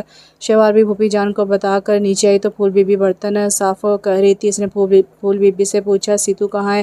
یہ تو رات سے ادھر ہے۔ پھول بی بی نے اس کی معلومات میں اضافہ کیا۔ کیوں؟ یہ تو ہمیں نہیں پتہ۔ اس نے دائیں بائیں سر ہلایا۔ تمہیں کسی نے بتایا ہے کہ سیتو شہر گئی ہے؟ در شہوار کچھ سوچتے ہوئے پوچھا۔ وسائی نے۔ پھول بی بی سادگی سے بولی، میرے ساتھ وسائی نے کیوں جھوٹ بولا ہے؟ وہ کہہ رہی تھی کہ پھوپھی جان کی طبیعت خراب ہے، حالانکہ پھوپھی جان بہت فریش اور صحت مند دکھائی دے رہی تھی۔ نہ جانے کیا معاملہ ہے، وہ الجھ کر رہ گئی تھی۔ رستے میں اس نے خان سے اپنی الجھن شیئر کرنا چاہی۔ خان، سیتو کہاں ہے؟ کل سے اسے نہیں دیکھا۔ وہ رنگین آپا کے پاس شہر گئی ہے۔ وہ لاپرواہی سے بولا تھا، گویا اس کے لیے یہ معمول کی بات تھی۔ تمہیں کس نے بتایا ہے؟ نہ جانے وہ کیا خریدنا چاہ رہی تھی۔ اماں نے۔ کس کی اجازت سے گئی ہے؟ کیا سیتو نے تم سے پوچھا ہے؟ ظاہر ہے اماں نے بھیجا ہے، پھر اجازت کا کیا سوال؟ خان نے گویا بات ہی ختم کر دی تھی، مگر نہ جانے کیوں در شہوار کی الجھن رفع نہیں ہوئی تھی۔ وہ عالم تاب کے عجیب و غریب رویے کو سوچتی رہ گئی۔ بچہ ضائع نہیں ہو سکتا، کافی وقت گزر گیا ہے۔ پشاور کی دائی مقامی زبان میں عالم تاب سے کہہ رہی تھی۔ در شہوار کا ہینڈل پر رکھا ہاتھ لرز گیا۔ وہ 3 دن پہلے واپس آئی تھی۔ پورے 15 دنوں کے بعد، حالانکہ ابھی عالمتاب نے اسے کچھ اور دن رہنے کی اجازت دے دی تھی، مگر نہ جانے کیوں درشہوار کا جی گھبرانے لگا تھا، سو اس نے مانی ثانی کے اصرار کے باوجود واپسی کے لیے شور مچا دیا تھا۔ سلطان خان ہی اسے واپس لے کر آیا تھا۔ اسے حویلی چھوڑ کر وہ زمینوں پر چلا گیا۔ درشہوار 1 گھنٹہ آرام کرنے کے بعد عالمتاب کے کمرے میں ان سے باتیں کرنے کی غرض سے آئی تھی، اور جب اندر سے آتی آوازوں کو سن کر ٹھٹک گئی۔ وہ پشتو بول نہیں سکتی تھی، مگر سمجھ ضرور سکتی تھی۔ اس کا دل تیز دھڑکنے لگا۔ پھوپھی جان کس کے بچے کی بات کر رہی ہیں؟ وہ کئی لمحے سوچتی رہی۔ سیتو کے بچے کی اس نے اندازہ لگایا تھا، مگر پھر خود ہی اپنے آپ کو ملامت کرنے لگی۔ بھلا پھوپھی جان خان کے بچے کے متعلق ایسی بات کیسے کر سکتی ہیں؟ یہ بچہ تو ان کا حقیقی وارث ہوگا۔ اسی شام عالمتاب خان سے کہہ رہی تھی کہ 2 بکرے منگوا کر سیتو کا صدقہ دو اور وہیں پکوا کر غازی شاہ کے دربار بھجوا دو۔ درشہوار نے خود کو پھر سے ملامت کیا۔ میں بھی نہ جانے کیا کیا فضول باتیں سوچتی رہتی ہوں۔ پھوپھی جان تو بہت خوش ہیں، سیتو کو کمرے تک محدود رکھا ہے، کسی بھی کام کو ہاتھ لگانے نہیں دیتی، کسی اجنبی عورت سے نظر کے خدشے کی وجہ سے ملنے نہیں دیتی۔ وہ بے اختیار سوچے گی، بی بی آپ کو خانم بلا رہی ہیں۔ پھول بی بی نے اسے سوچوں کے بنور سے نکالا تھا۔ وہ تیزی سے عالمتاب کے کمرے کی طرف بڑھ گئی۔ جی پھوپھی جان، آپ نے بلوایا ہے؟ اس نے شائستگی سے پوچھا۔ ہاں میرے بچے ادھر میرے پاس بیٹھو۔ انہوں نے بڑی محبت سے اپنے قریب اس کے لیے جگہ بنائی۔ کراچی والے ٹھیک ٹھاک ہیں؟ جی، وہ مختصر بولی۔ اور تم بھی خوش ہو؟ انہوں نے جانتی نظروں سے اس کے چہرے کا جائزہ لیا۔ میں بہت خوش ہوں۔ سچ کہہ رہی ہو؟ انہیں گویا یقین نہیں آیا۔ بالکل سچ۔ وہ سچائی سے بولی، تم نے میرا مان بڑھا دیا ہے شہوار، دل خوش کر دیا ہے میرا۔ مجھے اسی لیے اپنے نسب پر، خاندان پر فخر ہے۔ ہماری بیٹیاں ہماری عزت کا بھرم رکھتی ہیں۔ عالمتاب نے بے اختیار اس کے ماتھے پر بوسہ دے دیا تھا اور بولی، اور تم نے خان کی اس بھول بلکہ گناہ کا ذکر کسی سے بھی نہیں کیا، حتیٰ کہ اپنے باپ سے بھی نہیں۔ میں کس طرح تمہارا شکریہ ادا کروں؟ تم نے اپنی پھوپھی کو شرمندگی کے گڑھے میں گرنے سے بچا لیا۔ دیکھو بیٹی، تیری آزمائش زیادہ دنوں پر محیط نہیں ہے، جلد ہی تمہیں اس عذاب سے چھٹکارا مل جائے گا۔ کس عذاب سے؟ شہوار نہ سمجھنے کے عالم میں پوچھا۔ رقابت کے عذاب سے، سوکن کے عذاب سے۔ وہ تنفر سے بولی، میں اپنے نصیب پر راضی ہوں، میں نے حالات سے سمجھوتہ کر لیا ہے پھوپھی جان۔ شہوار نے دھیمی آواز میں کہا۔ اس کی آنکھوں میں آنسو جمنے لگے تھے۔ میں لوگوں کے طعنے تشنے کا حوصلہ خود میں نہیں رکھتی۔ افریدی قبیلے کی ہر فرد نے بابا جان پر ہی انگلی اٹھائی تھی کہ جیسی ماں ایسی بیٹی۔ نہ ماں شوہر سے نباہ کر سکی تھی اور نہ اب بیٹی کر سکی ہے۔ میں اس گالی کو سہنے کا حوصلہ کہاں سے لاتی؟ سو دل سے راضی ہوں۔ خان مجھ سے محبت کرتا ہے، میرا خیال رکھتا ہے، مجھے مزید کسی اور شے کی طلب نہیں۔ میں تیرے دکھ سے واقف ہوں بیٹی، خود بھی اس آگ میں جلتی رہی ہوں زیتون بانوں کی۔ بھلا کیا مجال تھی؟ یہ تو میرا بیٹا ہی مجھے دھوکہ دے گیا ہے۔ میں ہار چکی ہوں اس عورت سے، اور مجھے میرے بیٹے نے ہی شکست سے دوچار کیا ہے۔ وہ زہر خوند ہوئی کھلموہی میری آنکھوں کے سامنے چلتی پھرتی ہے۔ جی چاہتا ہے آگ لگا دو اسے۔ وہ نفرت سے سوچ رہی تھی۔ پھوپھی جان، ایک بات پوچھوں؟ اس نے اجازت طلب نظروں سے ان کی طرف دیکھا۔ ہاں پوچھو۔ ایک چھوڑ 1000 باتیں پوچھ۔ سیتو رنگین آپا کے پاس شہر کیوں گئی تھی؟ رنگین کی صحت خراب تھی، اس لیے بھیجا تھا اسے۔ انہوں نے گڑبڑا کر جواب دیا۔ تو آپ کسی ملازمہ کو بھیج دیتی۔ سیتو بھی ملازمہ ہے، میں تو کبھی اسے مالکن کا درجہ نہ دوں۔ اگر تجھ سے خوشخبری کی خوشبو پاتی تو میرے قدم آج زمین پر نہ ٹک رہے ہوتے۔ نہ جانے کیا سوچتی جا رہی تھی۔ شہوار نے متوجہ کیا تو گلا کھنکار کر بولی، سیتو کا شہر کی ڈاکٹر سے چیک اپ کروانا تھا۔ اچھا، یہ تو میں نے سوچا ہی نہیں تھا۔ وہ مطمئن ہو گئی تھی۔ خان کا تیرے ساتھ رویہ تو ٹھیک ہے؟ ہوں، اس نے ہنکارا بھرا۔ سچ بتا شہوار، بچے کی خبر کے بعد اس کے رویے میں کوئی فرق تو نہیں آیا ہے؟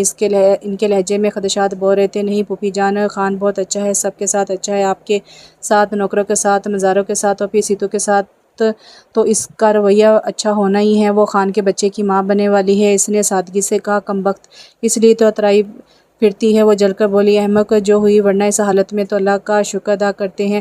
خانم کو بھتیجی کی سادگی پر جی بھر کر تاؤ آیا۔ بیوقوف تو تم ہو، اللہ نے حسن بیتی یہ ذہانت سے بھی سرفراز کیا ہے، اتنا نہیں ہو سکا کہ شوہر کو ایک کم شکل عورت کے چنگل سے آزاد کروا لیتی؟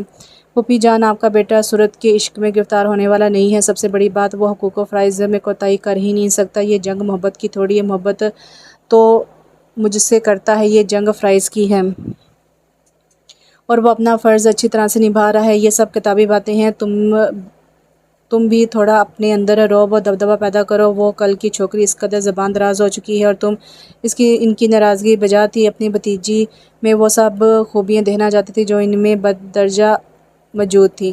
پھوپھی جان، سیتو آپ سے اتنی بدتمیزی کیوں کرتی ہے؟ شہوار نے حیرانی سے پوچھا۔ اس کے پیٹ میں اناج جو ڈالا ہے، نمک حرام ہوتے ہیں یہ کمین لوگ، عالمتاب نے حقارت سے کہا۔ बहरहाल आप इसका रेगुलर चेकअप करवाती रहिएगा, बेचारी बहुत वीक है, खाती पीती भी तो नहीं, आइंदा मैं इसकी डाइट का ख्याल रखूँगी। वो खुद कलामी के से अंदाज में बोली, तुम्हें सीतू के कमरे में जाने की ज़रूरत नहीं। उन्होंने हुक्म से कहा, क्यों? बस मैंने कह दिया है। इनका अंदाज़ा नाकाबिले फ़हम था, फिर भी कोई वजह भी तो हो, इसने जरा कि इसका साया तुम पर पड़ जाएगा। उन्होंने जानबूझकर बात बताई। ये क्या बात हुई? शहवार हंस पड़ी। मैंने मना किया है, लिहाजा तुम सीतू के कमरे के करीब भी नहीं फटकोगी। उन्होंने गोया वार्निंग दी। पागल है, उलट शुलट बकती रहती है। ठीक है। वो सहला कर ने इत्मीनान करने के बाद अभी नीचे ही आई थी कि फूल बीबी दबे कदमों से अंदर आई। क्या बात है बीबी, हमको सीतू बीबी ने भेजा है? क्यों? वो आपको बुलाता है, बोलता है ज़रूरी बात करना है, खानम को पता ना चले, चुपके से आ जाए। फूल बीबी ने राजदारी से गोया इल्तिजा की थी। सीतू बीबी बहुत बीमार है, आप इसकी बात सुन लो बीबी। चलो तुम, मैं अभी आ रही हूँ। ये कुछ सोच कर लाइट ऑफ करके बाहर आ गई थी। सुल्तान खान को पता क्या था, कल रात से वापस आना था, सो वो बेधड़क सीतू के कमरे में दाखिल हो गई। शहवार बीबी, तुम कहाँ थी? मैंने तुम्हें इतना याद किया। बिस्तर पर लेटी सीतू एकदम उठकर इससे लिपट गई। खैरियत? तुम्हें क्या हुआ है? किस कदर जर्द हो रही हो? मैं बीमार थी, वो भराई आवाज़ में बोली। शहवार बीबी, तुम और खान अच्छे हो और बाकी सब बहुत बुरे हैं, बहुत बेरहम हैं, वो लड़ती आवाज़ में कह रही थी। बाकी कौन? फूल बीबी, वसाई, सुखा या खानम? शहवा ने हैरत से पूछा। खानम, इसने गोया सरगोशी की। क्या कह रही हो? सच बोल रही हूँ बीबी, खानम का बस नहीं चलता, वरना मुझे मार डाले। सीतू रोने लगी। मगर क्यों? वो ऐसा क्यों करेंगी? नफरत करती हैं मुझसे, मेरी खाला से। मगर वो तो मर चुकी हैं। शहवार को हैरत हुई। खाला ने मेरा निकाह खान से करवा दिया है, इसलिए भी वो अपनी सौकन से तमाम उम्र नफरत करती रही हैं। वो धीरे धीरे बोल रही थी। खानम ने मुझे बहुत मारा, मेरा खाना पीना और दवाई बंद कर रखी थी। क्या वो गुमसुम हो गई? तुमको मेरी बात पर यकीन नहीं आया? सीतू ने रंजीदगी से कहा। सीतू, ये बात तुमने खान को बताई? मैं खान से कुछ भी नहीं कह सकती, वो बहुत खौफजदा थी। क्यों? खान मुझे जान से मार डालेंगे। तुम इतनी बदगुमान क्यों हो? खानम तो बच्ची क़यामत से खुश है, सब दिखावा है, वो थक कर बोली। तुम खान को बताना हो? इसे अंगारा भरा था। वो एक नई उलझन का सिरा इसे थमाकर खुद तो पुरसकून हो गई थी, मगर शहवार का चैन और सुख खोने लगा। मानी और सानी आपा को सरप्राइज देने के चक्कर में बगैर बताए आन धमके थे। क्या तुम जैसा बेवफा और मोहब्बत की तारीख में ढूंढने से नहीं मिलेगा? मानी के डायलॉग्स और सानी के शिकवे और शहवार बौखला कर रहेगी। तुम्हें अहमदाबाद ब्याह कर तो हम पछताए, न जाने कि किसी ड्रामे का मुकालमा था। कराची में होती तो रोज़ाना आ जाते, बल्कि मैंने तो तुम्हारे घर में ही डेरा लगा लेना था। मानी की मोहब्बत इसी तरह जोश मारती थी। तुमसे तो अक्लमंदी की तवक्को ही की ही नहीं जा सकती। सानी ने तासुस से सर हिलाया। खुद को अकले कुल समझते हो?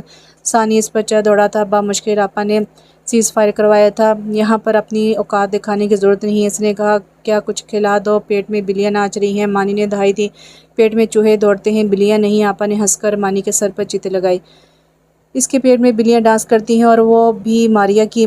सानी ने फ़ौरन चोट की थी। तुम अपनी चूंच बंद रखो, मानी लड़का औरतों की तरह कहा। तुम अपना मुंह बंद करो, मक्खियाँ चली जाएंगी। सानी ने भी बदला उतारा। बीबी, खानम बोल रही हैं, खाना खा लें। फूल बीबी ने आकर इतला दी। फूल बीबी, सदा फूलों की तरह मुस्कुराती रहो, हज़ारों साल जियो। मानी की ज़बान फिर से खुजली होने लगी थी। फूल बीबी बौखला गई। तुमसे कुछ बोला खान? जाओ फूल बीबी, इनकी बातों पर ध्यान मत दो। दुरेशवार खड़ी हो गई थी। वो दोनों भी इसके पीछे डाइनिंग हॉल में दाखिल हो गए। आओ मेरे लाल, खानम ने दोनों को पुकारा। पहले बताएं लाल, मैं हूँ या ये लूमड़ है? मानी की हर मंतक नराली थी, और शहवार ने हंसी छुपाने के लिए सर झुका लिया। लूमड़ किसे कहा? मानी ने गर्ज कर कहा। खानम के साथ साथ वो भी दंग था। तुम्हें और किसे सानी खाने की तरफ मतवज्जो था? तुम खुद घामड़ और गधे हो। फूल बीबी के सामने इस इज़्ज़त अफजाई पर सानी जल का कबाब हो चुका था। खामोशी से खाना खाओ, वरना बगैर खाना खाए हाल से निकाल दूंगी। शहवार ने दोनों को धमकाया। ये जुल्म तुम अपने लाडलों के साथ करोगी क्या? इन दोनों को गोया यकीन नहीं आया था। इसकी धमकी का ये असर हुआ कि दोनों शराफत से खाना खाने लगे। खाना भतीजों की नोक झोंक से को देख रही थी। खाने के बाद वो इनको कमरे दिखाने की गर्ज से उठ गई। क्या ये साईं बल्कि जहाँ जहाँ करती हवेली इस कदर खौफनाक और पुरसालती है? मानी हैरानी से तो देखते हुए बोला, तुम्हें खौफ नहीं आता? अब वो इससे पूछ रहा था, खौफ कैसा? इतना बड़ा खाली मकान और सिर्फ तुम दो लोग। लाला तो ज़्यादातर घर से बाहर होते हैं, इतने नौकर भी तो हैं। शहवार ने हल्के फुल्के लहजे में कहा। फिर भी खामोशी। मुझे तो खौफ आने लगा है। इसने झुरझुरी लिए। सानी किसी गहरी सोच में गुम था।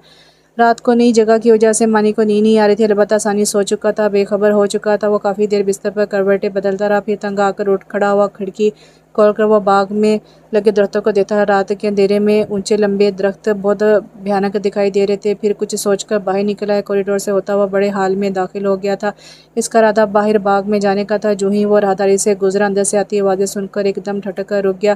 خان، تمہاری محبت نے مجھے روگی بنا دیا ہے، تمہارا انتظار کرتے کرتے میں تھکنے لگتی ہوں۔ مجھے تو لگتا ہے سیتو کہ تم بھی مجھ سے خوش نہیں ہو۔ چھوٹی اماں کے عہد کی پاسداری کرتے ہوئے ماں کا دل دکھایا ہے، شہوار کو تکلیف دی ہے، حالانکہ تم بھی دل میں نہ جانے کون کون سی شکایتیں جمع کیے ہوئے ہو۔ یہ آواز تو مانی لاکھوں میں ہزاروں میں پہچان سکتا تھا۔ ایک دم اس کے اندر غم و غصے کا جوار بھٹا اٹھنے لگا۔ میں جانتی ہوں خان، آپ میرے ساتھ فرض نبھاتے ہیں، محبت تو آپ کو در شہوار سے، مگر پھر بھی میں بہت خوش ہوں۔ میری خوشی اور اطمینان کے لیے صرف اتنا ہی کافی ہے کہ میرا نام آپ کے نام سے جڑا ہے۔ میں خود کو معتبر سمجھنے لگی ہوں، بلکہ احساس کمتری کے احساس سے نکل گئی ہوں۔ تم کہیں سے کمتر نہیں ہو، اللہ نے تمہیں سب سے بڑی نعمت سے نوازا ہے۔ سلطان خان کا انداز دل جوئی کرنے والا تھا۔ مانی کا چہرہ اشتعال کے عالم میں سرخ ہونے لگا۔ یہ آپ کی توجہ کا ثمر ہے خان، ورنہ سیتو تو کچھ بھی نہیں تھی، بہت ہی حقیر اور کم ذات شاید کہلاتی تھی۔ تم اپنا خیال رکھا کرو، میں شہوار سے کہہ دوں گا، وہ تمہیں ڈاکٹر کے پاس لے جایا کرے گی۔ خان، آپ خوش تو ہیں؟ اس نے جھجکتے ہوئے پوچھا۔ میں شاید زندگی میں دوسری مرتبہ اس خبر کو سن کر خوش ہوا ہوں۔ خان کے لہجے میں سچائی تھی۔ پہلی مرتبہ کب خوشی ہوئی تھی؟ سیتو نے بے چینی سے پوچھا۔ ایک تو تم سوال بہت کرتی ہو، سو جاؤ، اب تمہیں آرام کی ضرورت ہے۔ بتائیے نا خان، ورنہ پوچھ کر کیا کرو گی؟ دور شہوار کی خوش قسمتی پر رقص کروں گی۔ سیتو کے جواب نے خان کو ہنسا دیا۔ بڑی بڑی باتیں کرنے لگی ہو، صحت راز؟ وہ واقعی سیتو کے اندازوں کی درستگی پر حیران ہوا تھا۔ بڑے لوگوں نے اپنی ہمراہی کا شرف جو بخشا ہے، وہ نیچے سے مسکرائی۔ اپنے نام کی طرح شاعرانہ باتیں کرتی ہو۔ خان کے لب بھی مسکرا اٹھے۔ مجھے سحرانہ باتیں کرنا جو نہیں آتی، ورنہ تم پر کوئی سحر پھونک کر اپنے دل میں مقید کرتی۔ سیتو نے بے اختیار سوچا، ادھر سلمان سے مزید اپنے قدموں پر کھڑے ہونا دشوار ہو گیا تھا۔ وہ لمبے لمبے ڈگ بھرتا سیدھا در شہوار کے کمرے میں پہنچ گیا۔ تیز سانس کی وجہ سے اس کا برا حال تھا، آنکھوں میں خون اتر آیا تھا۔ اس نے در شہوار کو جھنجھوڑ کر اٹھایا۔ کیا وحشت ہے! وہ ڈر کر اٹھی۔ سلمان کو دیکھ کر اس کے اوستان خطا ہو گئے تھے۔ تم اس وقت؟ وہ گویا کام گئی تھی۔ سلمان کے تاثرات سے اسے خوف آنے لگا تھا۔ اس حویلی میں کون سا ڈرامہ چل رہا ہے؟ اس کے لفظوں میں شعلوں کی سی تپش تھی۔ کون سا ڈرامہ؟ اس کا دل دھک سے رہ گیا تھا۔ کیا مانی خان اور سیتو کے تعلق کے متعلق جان گیا ہے؟ سب کچھ جان کر انجان بن رہی ہو، یا تمہیں بھی بے خبری میں مارا گیا ہے؟ سلطان خان ایک ملازمہ کے ساتھ وہ خون کے گھونٹ بھر کر گویا لب بنچے خاموش ہوا تھا، شاید ضبط کے کڑے مراحل سے گزر رہا تھا۔ وہ ملازمہ نہیں ہے تو پھر کیا ہے؟ وہ چیخا خان کی بیوی ہے۔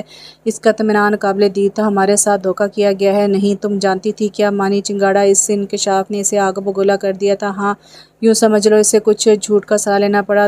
میں تمہیں ایک منٹ کے لیے بھی یہاں نہیں رہنے دوں گا۔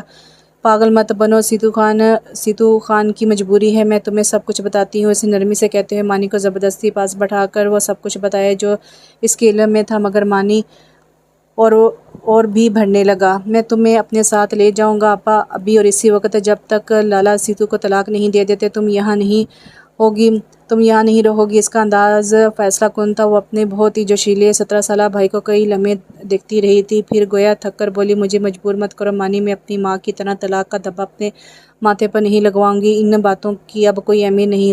طلاق ہر دور میں گالی ہی ہوتی ہے۔ میرے باپ کے کندھے جھک جائیں، یہ میں کبھی گوارا نہیں کر سکتی۔ اس کا فیصلہ اٹل تھا۔ ضبط کا اتنا بڑا امتحان مت دو آپا، وہ تھک ہار کر رو دی۔ اپنے جذبات پر قابو پانا مشکل ہو گیا تھا۔ میرا امتحان قدرت کو منظور ہے، دیکھو آزمائش کی یہ بٹی ہمیں کیا بناتی ہے۔ مگر یہ تو طے ہے کہ مجھے شمیلہ افریدی نہیں بننا۔ وہ بے اختیار رو دی تھی۔ مانی دل پر بھاری بوجھ لیے یہاں سے گیا تھا۔ جانے سے پہلے اس نے در شہوار سے کہا تھا، مان جاؤ آپا، میرے ساتھ چلو، میں تمہاری زندگی کو گرہن لگتا نہیں دیکھ سکتا۔ میں اپنے نصیب پر شاکر ہو چکی ہوں۔ وہ فیصلہ کر چکی تھی، سو اسے بدلنا بہت مشکل تھا۔ وقت دھیرے دھیرے سے گزرتے جناب سیتو کے ہاں بچے کی ولادت ہوئی۔ عالمتاب نے بظاہر بہت خوشی کا اظہار کیا تھا۔ دیگیں پکوائی گئی، غریبوں میں کھانا بانٹا گیا۔ خان بھی بہت خوش ہوا، در شہوار اس کی خوشی میں خوش تھی۔ ان دنوں سیتو بہت سرشار رہتی تھی، ہر وقت بنی ٹھنی رہتی تھی۔ کچھ سال مزید گزر گئے، شہوار کی گود ابھی تک خالی تھی۔ عالمتاب کے ماتھے پر بل پڑنے لگے تھے، اس کی دیرینہ خواہش پوری نہیں ہو رہی تھی، جبکہ سیتو اپنی ہی دنیا میں مگن تھی۔ ذوالفشار چوتھے سال میں لگی تھی جب خدا نے شہوار پر اپنی رحمت کے دروازے کھول دیے تھے۔ خان خوشی سے دیوانہ ہو گیا۔ عالمتاب کو گویا دو جہاں کی خوشیاں مل گئی تھیں، ان کے رنگ ڈھنگ پھر سے بدلنے لگے۔ وہ جو بالکل مایوس ہو چکی تھی ایک دم خوشی سے کھل اٹھی۔ ایک مرتبہ پھر سے وہ پہلے والی عالم تاب بن چکی تھی۔ ایک مرتبہ پھر سیتو پر زندگی کے دروازے تنگ کیے جانے لگے تھے۔ عالم تاب کو اب کوئی فکر، کوئی خدشہ نہیں تھا کہ انہیں اب سیتو کے وجود کی ضرورت نہیں رہی تھی۔ انہیں درِ شہوار سے وارث ملنے کی امید ہو چکی تھی۔ سیتو پھر سے پس منظر میں چلی گئی تھی۔ سیتو عالم تاب کی زندگی میں چبھنے والا ایسا کانٹا تھا جس نے ہر پل ہر لمحہ انہیں اذیت دی تھی۔ سلطان خان رات کو ان کے کمرے میں آیا تھا۔ وہ ان سے زمین اور جائیداد کے متعلق بات کر رہا تھا۔ وہ ان سے کچھ مشورہ طلب کر رہا تھا۔ عالم تاب ٹکٹکی باندھے سے دیکھ رہی تھی۔ سلطان خان، ان کا بیٹا، ان کے جگر کا ٹکڑا، راگھو خان خٹک کا اکلوتا وارث۔ اماں، میں چاہتا ہوں کوئی زمین اور حویلی کا ایک حصہ سیتو اور زوفی شاہ کے نام کر دوں۔ کیا مطلب؟ وہ یکدم بھڑک اٹھی۔ میں جائیداد کی تقسیم کرنا چاہتا ہوں۔ زندگی کا کوئی بھروسہ نہیں ہے۔ میں نہیں چاہتا کہ میرے بعد میری اولاد یا بیویوں میں جاگیر کے مسائل پر جھگڑے ہوں۔ میں دراصل سیتو اور زوفی شاہ کا مستقبل محفوظ رکھنا چاہتا ہوں۔ میری زندگی میں ایسا ہرگز نہیں ہوگا۔ ان کا ازلی غرور اود کر آیا، اس میں حرج کیا ہے؟ اگر میں نہ رہا تب بھی جائیداد میں سے قانون انہیں حصہ ضرور دے گا۔ اس کا انداز ناقابل فہم تھا۔ تم کیسی باتیں کر رہے ہو خان؟ خدا تمہاری عمر دراز کرے۔ اپنے ہونے والے بچے کی تمام خوشیاں دیکھو۔ ماں کا دل غمزدہ تھا مگر وہ بیٹے کی خواہش پر سر جھکانا نہیں چاہتی تھی۔ سیتو جیسی کمزاد کو خود مختاری سونپنا انہیں گوارا نہیں تھا۔ خان نے مزید بحث نہیں کی تھی۔ وہ خاموشی سے چلا گیا تھا۔ کچھ دن بعد منشی نے آ کر عالم تاب کو خبردار کر دیا تھا۔ خان نے حویلی اور جائیداد میں اپنی دوسری بیوی اور بچی کو حصہ دے دیا ہے۔ آج قانونی کارروائی ہو چکی ہے۔ ابھی پٹواری شہر روانہ ہوا ہے۔ ایسا نہیں ہو سکتا۔ انہیں لگا تھا کہ راگھو خان ان کے مقابل آن کھڑا ہوا ہے۔ وہ بھی تو زیتون بانو کو زمین جائیداد سونپنا چاہتا تھا مگر عالم تاب نے ایسا کچھ نہیں ہونے دیا تھا۔ مگر اب بازی ایک دم الٹ گئی تھی۔ ان کے بیٹے نے ایک دفعہ پھر انہیں شکست سے دوچار کر دیا تھا۔ وہ زہریلی ناگن کی طرح بل کھانے لگے تھے۔ ان دنوں شہوار کی طبیعت بہت خراب رہتی تھی۔ اس قدر نیند آتی کہ وہ سارا دن سوتی رہتی۔ عالم تاب کو اس کی صحت کی بہت فکر تھی۔ فرسٹ ٹائم دودھ کے لیے خادمائیں اس کے سرانے کھڑی رہتی تھیں۔ اپنی سستی کو بھگانے کے لیے شہوار نے گھر کے کاموں میں حصہ لینا شروع کر دیا تھا۔ خانم کے منع کرنے کے باوجود وہ کچھ نہ کچھ کرتی رہتی تھی۔ شہوار نے محسوس کیا تھا کہ سیتو کا رویہ بھی چند دنوں میں بدل گیا ہے۔ وہ بہت خود سر اور زبان دراز ہو چکی ہے۔ خانم کی آنکھوں میں آنکھیں ڈال کر باتیں کرتی۔ ایک دن بند کمرے میں ان کی تکرار ہو رہی تھی۔ درِ شہوار کے کان میں قریب سے گزرتے ہوئے چند فقرے پڑھے۔ خانم، تمہاری بادشاہت صرف چند گھڑیوں پر مشتمل ہے۔ کوڑ کے مریض کی طرح تمہیں حویلی کے پچھواڑے میں ڈال دوں گی۔ کن کن ارمانوں کی قاتل ہو تم! بڑا زہر بھر دیا ہے تم نے میرے اندر۔ ابھی تو تم سے میں نے اپنی خالہ کی اذیتوں کا بدلہ بھی لینا ہے۔ اوہ! تو کل کی چھوکری میرے مقابل کھڑی ہوگی۔ حویلی اور جائیداد میں حصہ دار بن کر تم بااختیار نہیں ہوگی۔ ابھی 2 منٹ میں تیرے بال کس نکال سکتی ہوں۔ خانم پھنکاری، زیتون بانو کے نیل وجود کا تم نے حساب دینا ہے۔ اسے سیڑھیوں سے کس نے دھکا دیا تھا؟ اس کے بچے کی قاتل ہو تم شیطان صورت! سیتو کی دھیمی آواز میں گراہٹ تھی۔ درِ شہوار کام کر رہے گی۔ اس کی چھٹی حس خطرے کا الارم بجا رہی تھی۔ ایسا ہی الارم خانم کی سماعتوں کے قریب بج اٹھا تھا۔ یہ سیتو تو آستین کا سام نکل آئی تھی۔ اسے 25 سال پرانی باتیں کس نے بتائیں؟ خانم کا ذہن تیزی سے نیا منصوبہ بنا رہا تھا اور کچھ بھولی بسری یادیں بھی تازہ ہو رہی تھی۔ راگھو علی خان کی دوسری شادی سراسر عالم تاب کی توہین تھی۔ وہ غصے سے حسرت میں بل کھا کر رہ گئی۔ زیتون بانو حویلی میں دوسری دلہن بن کر اتر آئی تھی۔ عالم تاب کو بہت عرصہ سسر اور شوہر کے خوف سے زبان بند رکھنی پڑی تھی۔ سسر کی وفات کے بعد حویلی پر ان کا اختیار واضح ہو گیا تھا۔ سلطان خان کے ماں بن کر ان کی حیثیت کو زیتون بانو چیلنج نہیں کر سکتی تھی۔ ایسے ہی ایک دور میں عالم تاب کو وسائی نے بتایا زیتون بانو پھر سے امید سے ہو گئی ہیں۔ کیا وہ بے چین ہوگی؟ ایک شام انہوں نے زیتون بانو کو اوپری منزل کی صفائی کے لیے بھیج دیا۔ اس وقت گھر کے نوکر اپنے کوارٹر میں چلے گئے تھے۔ انہوں نے اطمینان سے سیڑھیوں پر اچھی طرح تیل پھیلا دیا۔ یوں اپنے ہی دھیان میں مگن سیڑھیاں اترتی زیتون بانو پھسلتے ہوئے زمین بوس ہو گئی۔ اس حادثے میں وہ اپنی دونوں ٹانگیں بھی گنوا بیٹھی تھی۔ 3 جگہ سے دائیں ٹانگ کی ہڈی ٹوٹ گئی تھی۔ ان کے دوہرے نقصان ہوئے تھے مگر وہ زبان بند کیے لحد میں اتر گئی۔ آج تک اس راز پر سے پردہ اٹھانے کی جرات کسی میں نہیں ہوئی تھی۔ پھر اس رونی سیتو کی بھلا کیا مجال تھی؟ وہ پرسکون ہو کر کچھ اور سوچ رہی تھی۔ میں تو چاہتی تھی کہ تم زندہ رہو، زوفی شاہ کی ماں ہو، مگر تم خود ہی، انہوں نے زیر لب کہا تھا اور پھر اطمینان سے تصویر پڑھنے لگی۔ خان، آپ نے وعدہ کیا تھا مجھے سفید پتھروں والا زیور لے کر دیں گے۔ درِ شہوار دودھ کا گلاس لیے اندر داخل ہوئی تو سیتو دلاٹ سے فرمائش کر رہی تھی۔ اب کے شہر گیا تو یاد کروانا۔ خان کچھ کاغذات سامنے پھیلائے مصروف سے انداز میں بولا۔ درِ شہوار نے گلاس اس کے سامنے رکھا۔ تم نے دودھ پیا ہے؟ خان نے فکر مندی سے پوچھا۔ میرا دل نہیں چاہتا، شہوار بیزاری سے بولی۔ دودھ سمجھ کر پی لیا کرو، دوا سمجھ کر پی لیا کرو۔ میں سیتو تھوڑی ہوں کہ پورا جگ چڑھا جاؤں۔ وہ صوفے کی پشت سے ٹیک لگا کر بیٹھ گئی۔ خان، شہوار بی بی میرا کھانا پینا گنتی ہے۔ سیتو نے فوراً شکایتاً کہا۔ مجھے نظر لگ جائے گی۔ اس کی آنکھوں میں شرارت ناچ رہی تھی۔ نہ نظر لگانا اسے، شہوار بیچاری اور موٹی ہو جائے گی۔ وہ مذاقاً بولا تھا۔ سیتو پہلے سے اچھی خاصی صحت مند اور پیاری ہو گئی تھی۔ صوفی کو بھیج دینا۔ سیتو جانے لگی تو خان نے کہا، وہ ابھی تو سو چکی ہے۔ شہوار نے اسے بتایا۔ سیتو باہر نکل گئی تھی۔ شہوار خان سے تفصیلاً بات کرنا چاہتی تھی۔ وہ سیتو اور خانم کی گفتگو کے متعلق اسے بتانا چاہتی تھی۔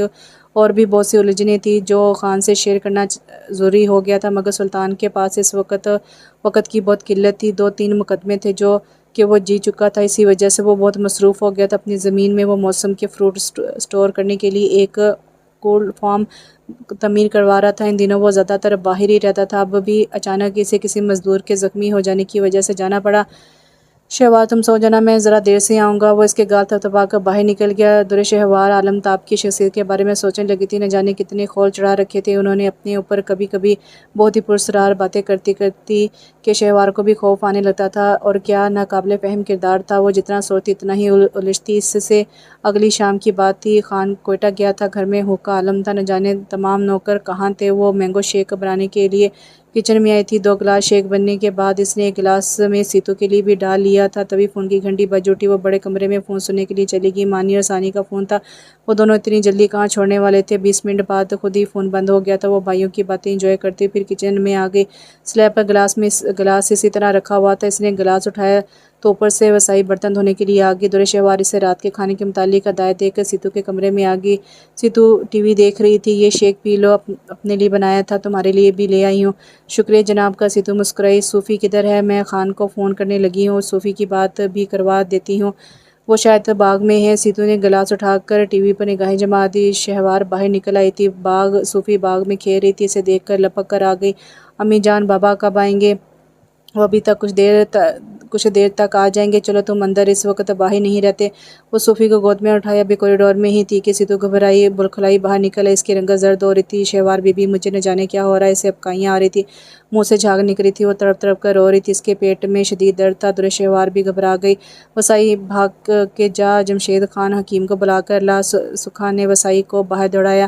میں ڈاکٹر کو فون کرتی ہوں، سیتو کو ڈاکٹر کے پاس لے چلتے ہیں۔ وہ بے ہوش پڑی۔ سیتو کا رومال سے منہ صاف کرتے ہوئے گھبرائی آوازیں بولی۔ اسی پل جیپ حویلی کا پھاٹک عبور کر کے پورچ میں آ کر رکی۔ سلطان خان آ گیا تھا۔ وہ سیتو کے گرد انہیں کھڑے دیکھ کر ادھر ہی چل آیا۔ کیا ہوا ہے اسے؟ وہ 2 زانوں بیٹھ کر سیتو کا گال تھپتھپانے لگا۔ پیٹ میں درد، الٹیاں آ رہی تھی، اسے منہ سے جھاگ نکل رہا تھا۔ پھر یہ بے ہوش ہو گئی۔ درِ شہوار نے گھبرائی آوازیں بتایا، کیا کھایا ہے اس نے؟ شیک والا دودھ پیا ہے، سکھا نے ڈرتے ڈرتے کہا۔ اور وہ بغیر کچھ کہے سیتو کو باہوں میں اٹھا کر باہر نکل گیا تھا۔ درِ شہوار بھی ساتھ جانا چاہ رہی تھی۔ جب تک وہ چادر لے کر آئی، جیپ برونی پھاٹک عبور کر گئی تھی۔ 3 گھنٹے ناقابل برداشت انتظار کے بعد سیتو کی لاش واپس آئی تھی۔ آپا، صدمے کی شدت سے اس کی آواز پھٹ گئی۔ مجھے قاتلوں کا ساتھ نہیں دینا۔ میں نے سیتو کو نہیں مارا۔ میرا سچ وقت ثابت کرے گا۔ اس کے لہجے میں پتھروں کی سی سختی تھی۔ وہ جان چکی تھی کہ سامنے کھڑی عورت بہت مفاد پرست اور حاسد ہے۔ بازی الٹتی دیکھ کر گرگٹ کی طرح رنگ بدل لیا تھا اس نے۔ سلطان خان، میرے حصے کی سزا سناؤ مجھے۔ وہ اس کی آنکھوں میں آنکھیں ڈال کر بولی تھی۔ اسے گویا یقین ہو چکا تھا کہ سلطان خان اس کی کسی بھی بات کو تسلیم نہیں کرے گا، سو فوراً ہی ہتھیار ڈالنے لگی۔ ویسے بھی وسائی کا بیان، سیتو کا اعتراف اور خانم کا غصہ سب وزن میں برابر ہو چکے تھے۔ درِ شہوار کا پلڑا ہلکا رہ گیا تھا۔ وہ سراسر پولیس کیس تھا۔ سلطان خان کے اثر و رسوخ کی وجہ سے بات دب گئی تھی۔ درِ شہوار، مجھے تم سے بہت محبت تھی۔ میں تمہارے اس گناہ کو معاف کر سکتا تھا، مگر تم نے صوفی کی ماں کو اس سے چھین لیا ہے۔ میں تمہارا یہ گناہ قبر تک معاف نہیں کروں گا۔ میں تمہیں احسن طریقے سے خود سے الگ کرتا ہوں۔ تم اس حویلی سے چلی جاؤ۔ جب تم پر نگاہ پڑے گی مجھے میری بیٹی کی محرومیاں اذیت میں مبتلا کر دیں گی۔ وہ اسے سزا سنا کر چلا گیا تھا۔ کیا یہ بہتر نہیں تھا کہ وہ اسے اپنے ہاتھوں سے ختم کر دیتا؟ سلطان خان نے اسے طلاق نہیں دی تھی۔ اگلی سویرے کراچی روانہ ہو گئی تھی۔ 4 ماہ بعد اس نے سلطان خان کے بیٹے کو جنم دیا تھا اور اب وہ محض 1 سال بعد اسے لینے کے لیے آ گیا تھا۔ درِ شہوار کو نہ جانے کیا کچھ یاد آنے لگا تھا۔ اس کی آنکھیں بیتے دنوں کی یاد میں بھیگتی رہی تھی۔ آپا لالا آئے ہیں۔ مانی دروازے کی چوکھٹ میں کھڑا تھا۔ تو میں کیا کروں؟ وہ غصے سے بولی۔ آپ ایک دفعہ ان کی بات سن لیں، اگر نہ سنو تو ہم زبردستی سنوا لیں گے۔ ثانی بھی لپک کر آیا تھا۔ جبران کدھر ہے؟ اسے اپنے بیٹے کا خیال ہے تو غصے سے بولی، اپنے بابا کے پاس جاؤ، لے کر آؤ اسے، وہ اغوا نہیں کر لیں گے۔ اگر انہوں نے ایسا کیا تو ہم ان کی بیٹی صوفی کو کڈنیپ کر لیں گے۔ مانی نے صوفی کے پھولے گال پر چٹکی بھر کر پوچھا۔ میں ٹھیک کہہ رہا ہوں، بالکل ٹھیک، صوفی کھلکھلائی۔ امی جان، ہم اپنے بھائی کو لے جائیں گے کہاں؟ ثانی نے پوچھا۔ ڈنمارک، بچی نے نزاکت سے کہا۔ ان باپ بیٹی کے ارادے نیک نہیں لگتے، مانی مزے سے بولا تھا۔ رات کو ایک مرتبہ پھر بابا جان اس کے پاس آئے تھے۔ شہوار، تم نے کیا فیصلہ کیا ہے؟ کیسا فیصلہ بابا؟ اپنی زندگی کے بارے میں فیصلہ تو آپ کر چکے تھے، میں ابھی کی بات کر رہا ہوں، انہوں نے رسانی سے کہا۔ میں یہاں ٹھیک ہوں، ایسے کس طرح گزرے گی؟ اگر تمہیں سلطان خان کا ساتھ منظور نہیں، تم اسے معاف نہیں کر سکتی، تو میں اس سے کہتا ہوں کہ اچھے طریقے سے میری بیٹی کو فارغ کر دے۔ وہ گویا فیصلہ کر کے اٹھ کھڑے ہوئے تو درے شہوار کے قدموں تلے سے زمین کھسک گئی تھی۔ بابا، میں طلاق نہیں لوں گی، بالآخر اس نے کہہ ہی دیا تھا، مگر میں اس کے ساتھ رہنا بھی نہیں چاہتی، مجھے اپنی تذلیل و توہین نہیں بھولتی۔ معاف کر دو بیٹا، معاف کرنے والے اعلیٰ ظرف ہوتے ہیں۔ آپ کو کس نے بتایا ہے کہ میرا ظرف وسیع ہے؟ وہ رکھائی سے بولی۔ بابا جان اسے ٹھنڈے دل سے غور کرنے کا مشورہ دے کر فی الحال چلے گئے تھے۔ صبح مانی اور ثانی کے ساتھ صوفی پھر سے آ گئی۔ امی جان، آپ کب چلیں گی ہمارے ساتھ؟ بابا نے آپ کا ٹکٹ بھی خرید لیا ہے، اتنی سی بچی خوب پڑھائی ہوئی لگ رہی تھی، یقیناً باپ نے رٹایا تھا۔ اگلے سال چلوں گی، اس نے بچی کو ٹالا۔ اس سال کیوں نہیں؟ بچی ٹھنکی۔ ثانی، اسے لے جاؤ۔ وہ عاجز ہو کر بولی۔ اس کے بابا کو بھیج دو۔ مانی نے آنکھوں میں شرارت بھر کر پوچھا۔ سیدھے ہاتھ کے 2 تھپڑ لگاؤں گی۔ آپا کتنی ظالم ہو تم، معاف کیوں نہیں کر دیتی لالا کو؟ مانی خوفزدگی سے بولا تھا۔ کئی کمپنیوں کو ہارٹ اٹیک ہوا ہوگا جب تم پیدا ہوئے تھے، وکیل صفائی بن کر آ جاتے ہو۔ لالا نے معافی نامہ بھیجا ہے، آپ غور کر لیں۔ مانی نے لفافہ اس کے سامنے ڈال دیا اور خود باہر نکل گیا۔ شہوار نے اس 3 صفحات پر مشتمل خط کو پڑھنا شروع کیا۔ اس کی نظریں تحریر پر پھسل رہی تھیں۔ شہوار، میں ایک عام سا کم پڑھا لکھا دیہاتی ہوں، مجھے باتیں بنانی نہیں آتی، مگر میں تمہیں ایک بات بتانا چاہتا ہوں، تم اس معمولی سے دیہاتی کی آنکھوں میں اترنے والا پہلا خواب ہو۔ تمہاری تصویر میرے دل اور آنکھوں میں سجانے والی اماں جان تھی، انہوں نے اول روز سے ہی مجھے بتا دیا تھا کہ تم یعنی درے شہوار میری دلہن بنو گی۔ میں نے تمہارے حوالے سے بے شمار خواب دیکھ رکھے تھے، حسین، خوشنما، دل نشین خواب۔ حالانکہ میں حسن پرست نہیں ہوں، فصل کی بوائی میں، کٹائی میں، ہل چلاتے ہوئے، ساون میں، بھادوں میں، ہر موسم میں، ہر رات میں تمہارا تصور میرے ہمراہ تھا۔ پھر کسی سیتو کی بھلا کہاں گنجائش نکل سکتی تھی؟ مگر میرا مسئلہ یہ تھا کہ خدا نے مجھے ایک بہت نرم دل سے نوازا، اس لیے مجھے اپنی چھوٹی ماں سے بھی بہت انسیت تھی، اپنے نوکروں سے، مزاروں سے بھی محبت تھی۔ تم سے نکاح کے بعد میں بہت سرشار تھا، مگر ان دنوں چھوٹی اماں بہت اداس ہی نظر آتی تھی۔ پھر ایک دن انہوں نے مجھے سب کچھ بتا دیا، ہر راز، ہر بات، وہ سب وصیتیں جو اماں جان کی طرف سے انہیں سوغات میں ملی تھی۔ ان کے غم کا بوجھ میرے دل کو بوجھل کر گیا تھا۔ اماں جان نے ان کے ساتھ بہت زیادتیاں کی تھی، بہت ظلم ڈھائے تھے، حالانکہ وہ قطعاً بے زر تھی، بے قصور تھی۔ مجھے یقین نہیں آتا تھا کہ میری ماں کسی کو اس حد تک مجبور اور بے بس کر سکتی ہیں۔ انہوں نے چھوٹی اماں کو سیڑھیوں سے گرانے کے لیے جو گھٹیا ترین حرکت کی تھی، جس کے نتیجے میں وہ ہمیشہ کے لیے معذور ہو گئی تھی، اس کے باوجود میں نے انہیں ہمیشہ صابر و شاکر پایا۔ انہوں نے بہت اذیت ناک زندگی گزاری تھی، شاید اس لیے کہ جب اپنے آخری وقت میں انہوں نے سیتو کی ذمہ داری ہمیشہ کے لیے مجھے سونپی تو میرے دل نے یہ گوارا نہیں کیا تھا کہ میں چھوٹی اماں کی اس آخری خواہش کو دھتکار دوں۔ مجھے افسوس ہے کہ میں چھوٹی اماں کی سیتو کی حفاظت نہیں کر سکا۔ چھوٹی اماں نے سیتو کے مجبور کرنے پر مجھ سے نکاح کی التجا کی تھی۔ میں جانتا تھا کہ وہ مجھے بہت چاہتی ہے، لیکن میرے دل میں تو تم تھی، میں تمہاری محبتوں اور قربانیوں کی قدر بھی نہیں کر سکا۔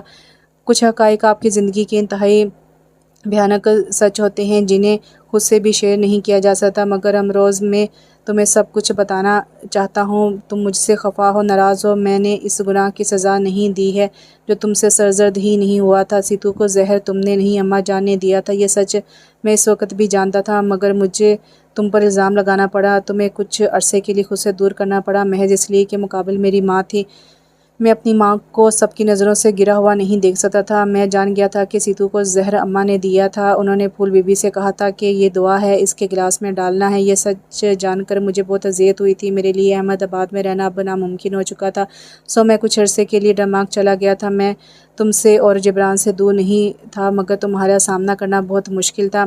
اگر مجھے معافی کا سندیسہ دے دیں تو میں تو میں نے ٹکٹ خرید رکھا ہے۔ در شہوار اب اور جدائی کی سزا مت دو۔ اس شاہراہ حیات میں عالم تاب تنہا حکومت کر رہی ہیں۔ راگھو علی خان خٹک کی حویلی میں ان کی رائے میں سے ایک میں تھا، وہی بغاوت کر کے جلا وطن ہو گیا ہے۔ میں نیچے معافی نامے کا منتظر ہوں۔ اگر معاف کرنے کا حوصلہ رکھتی ہو تو بیگ تیار کر کے نیچے آ جاؤ، میں شکر گزار رہوں گا۔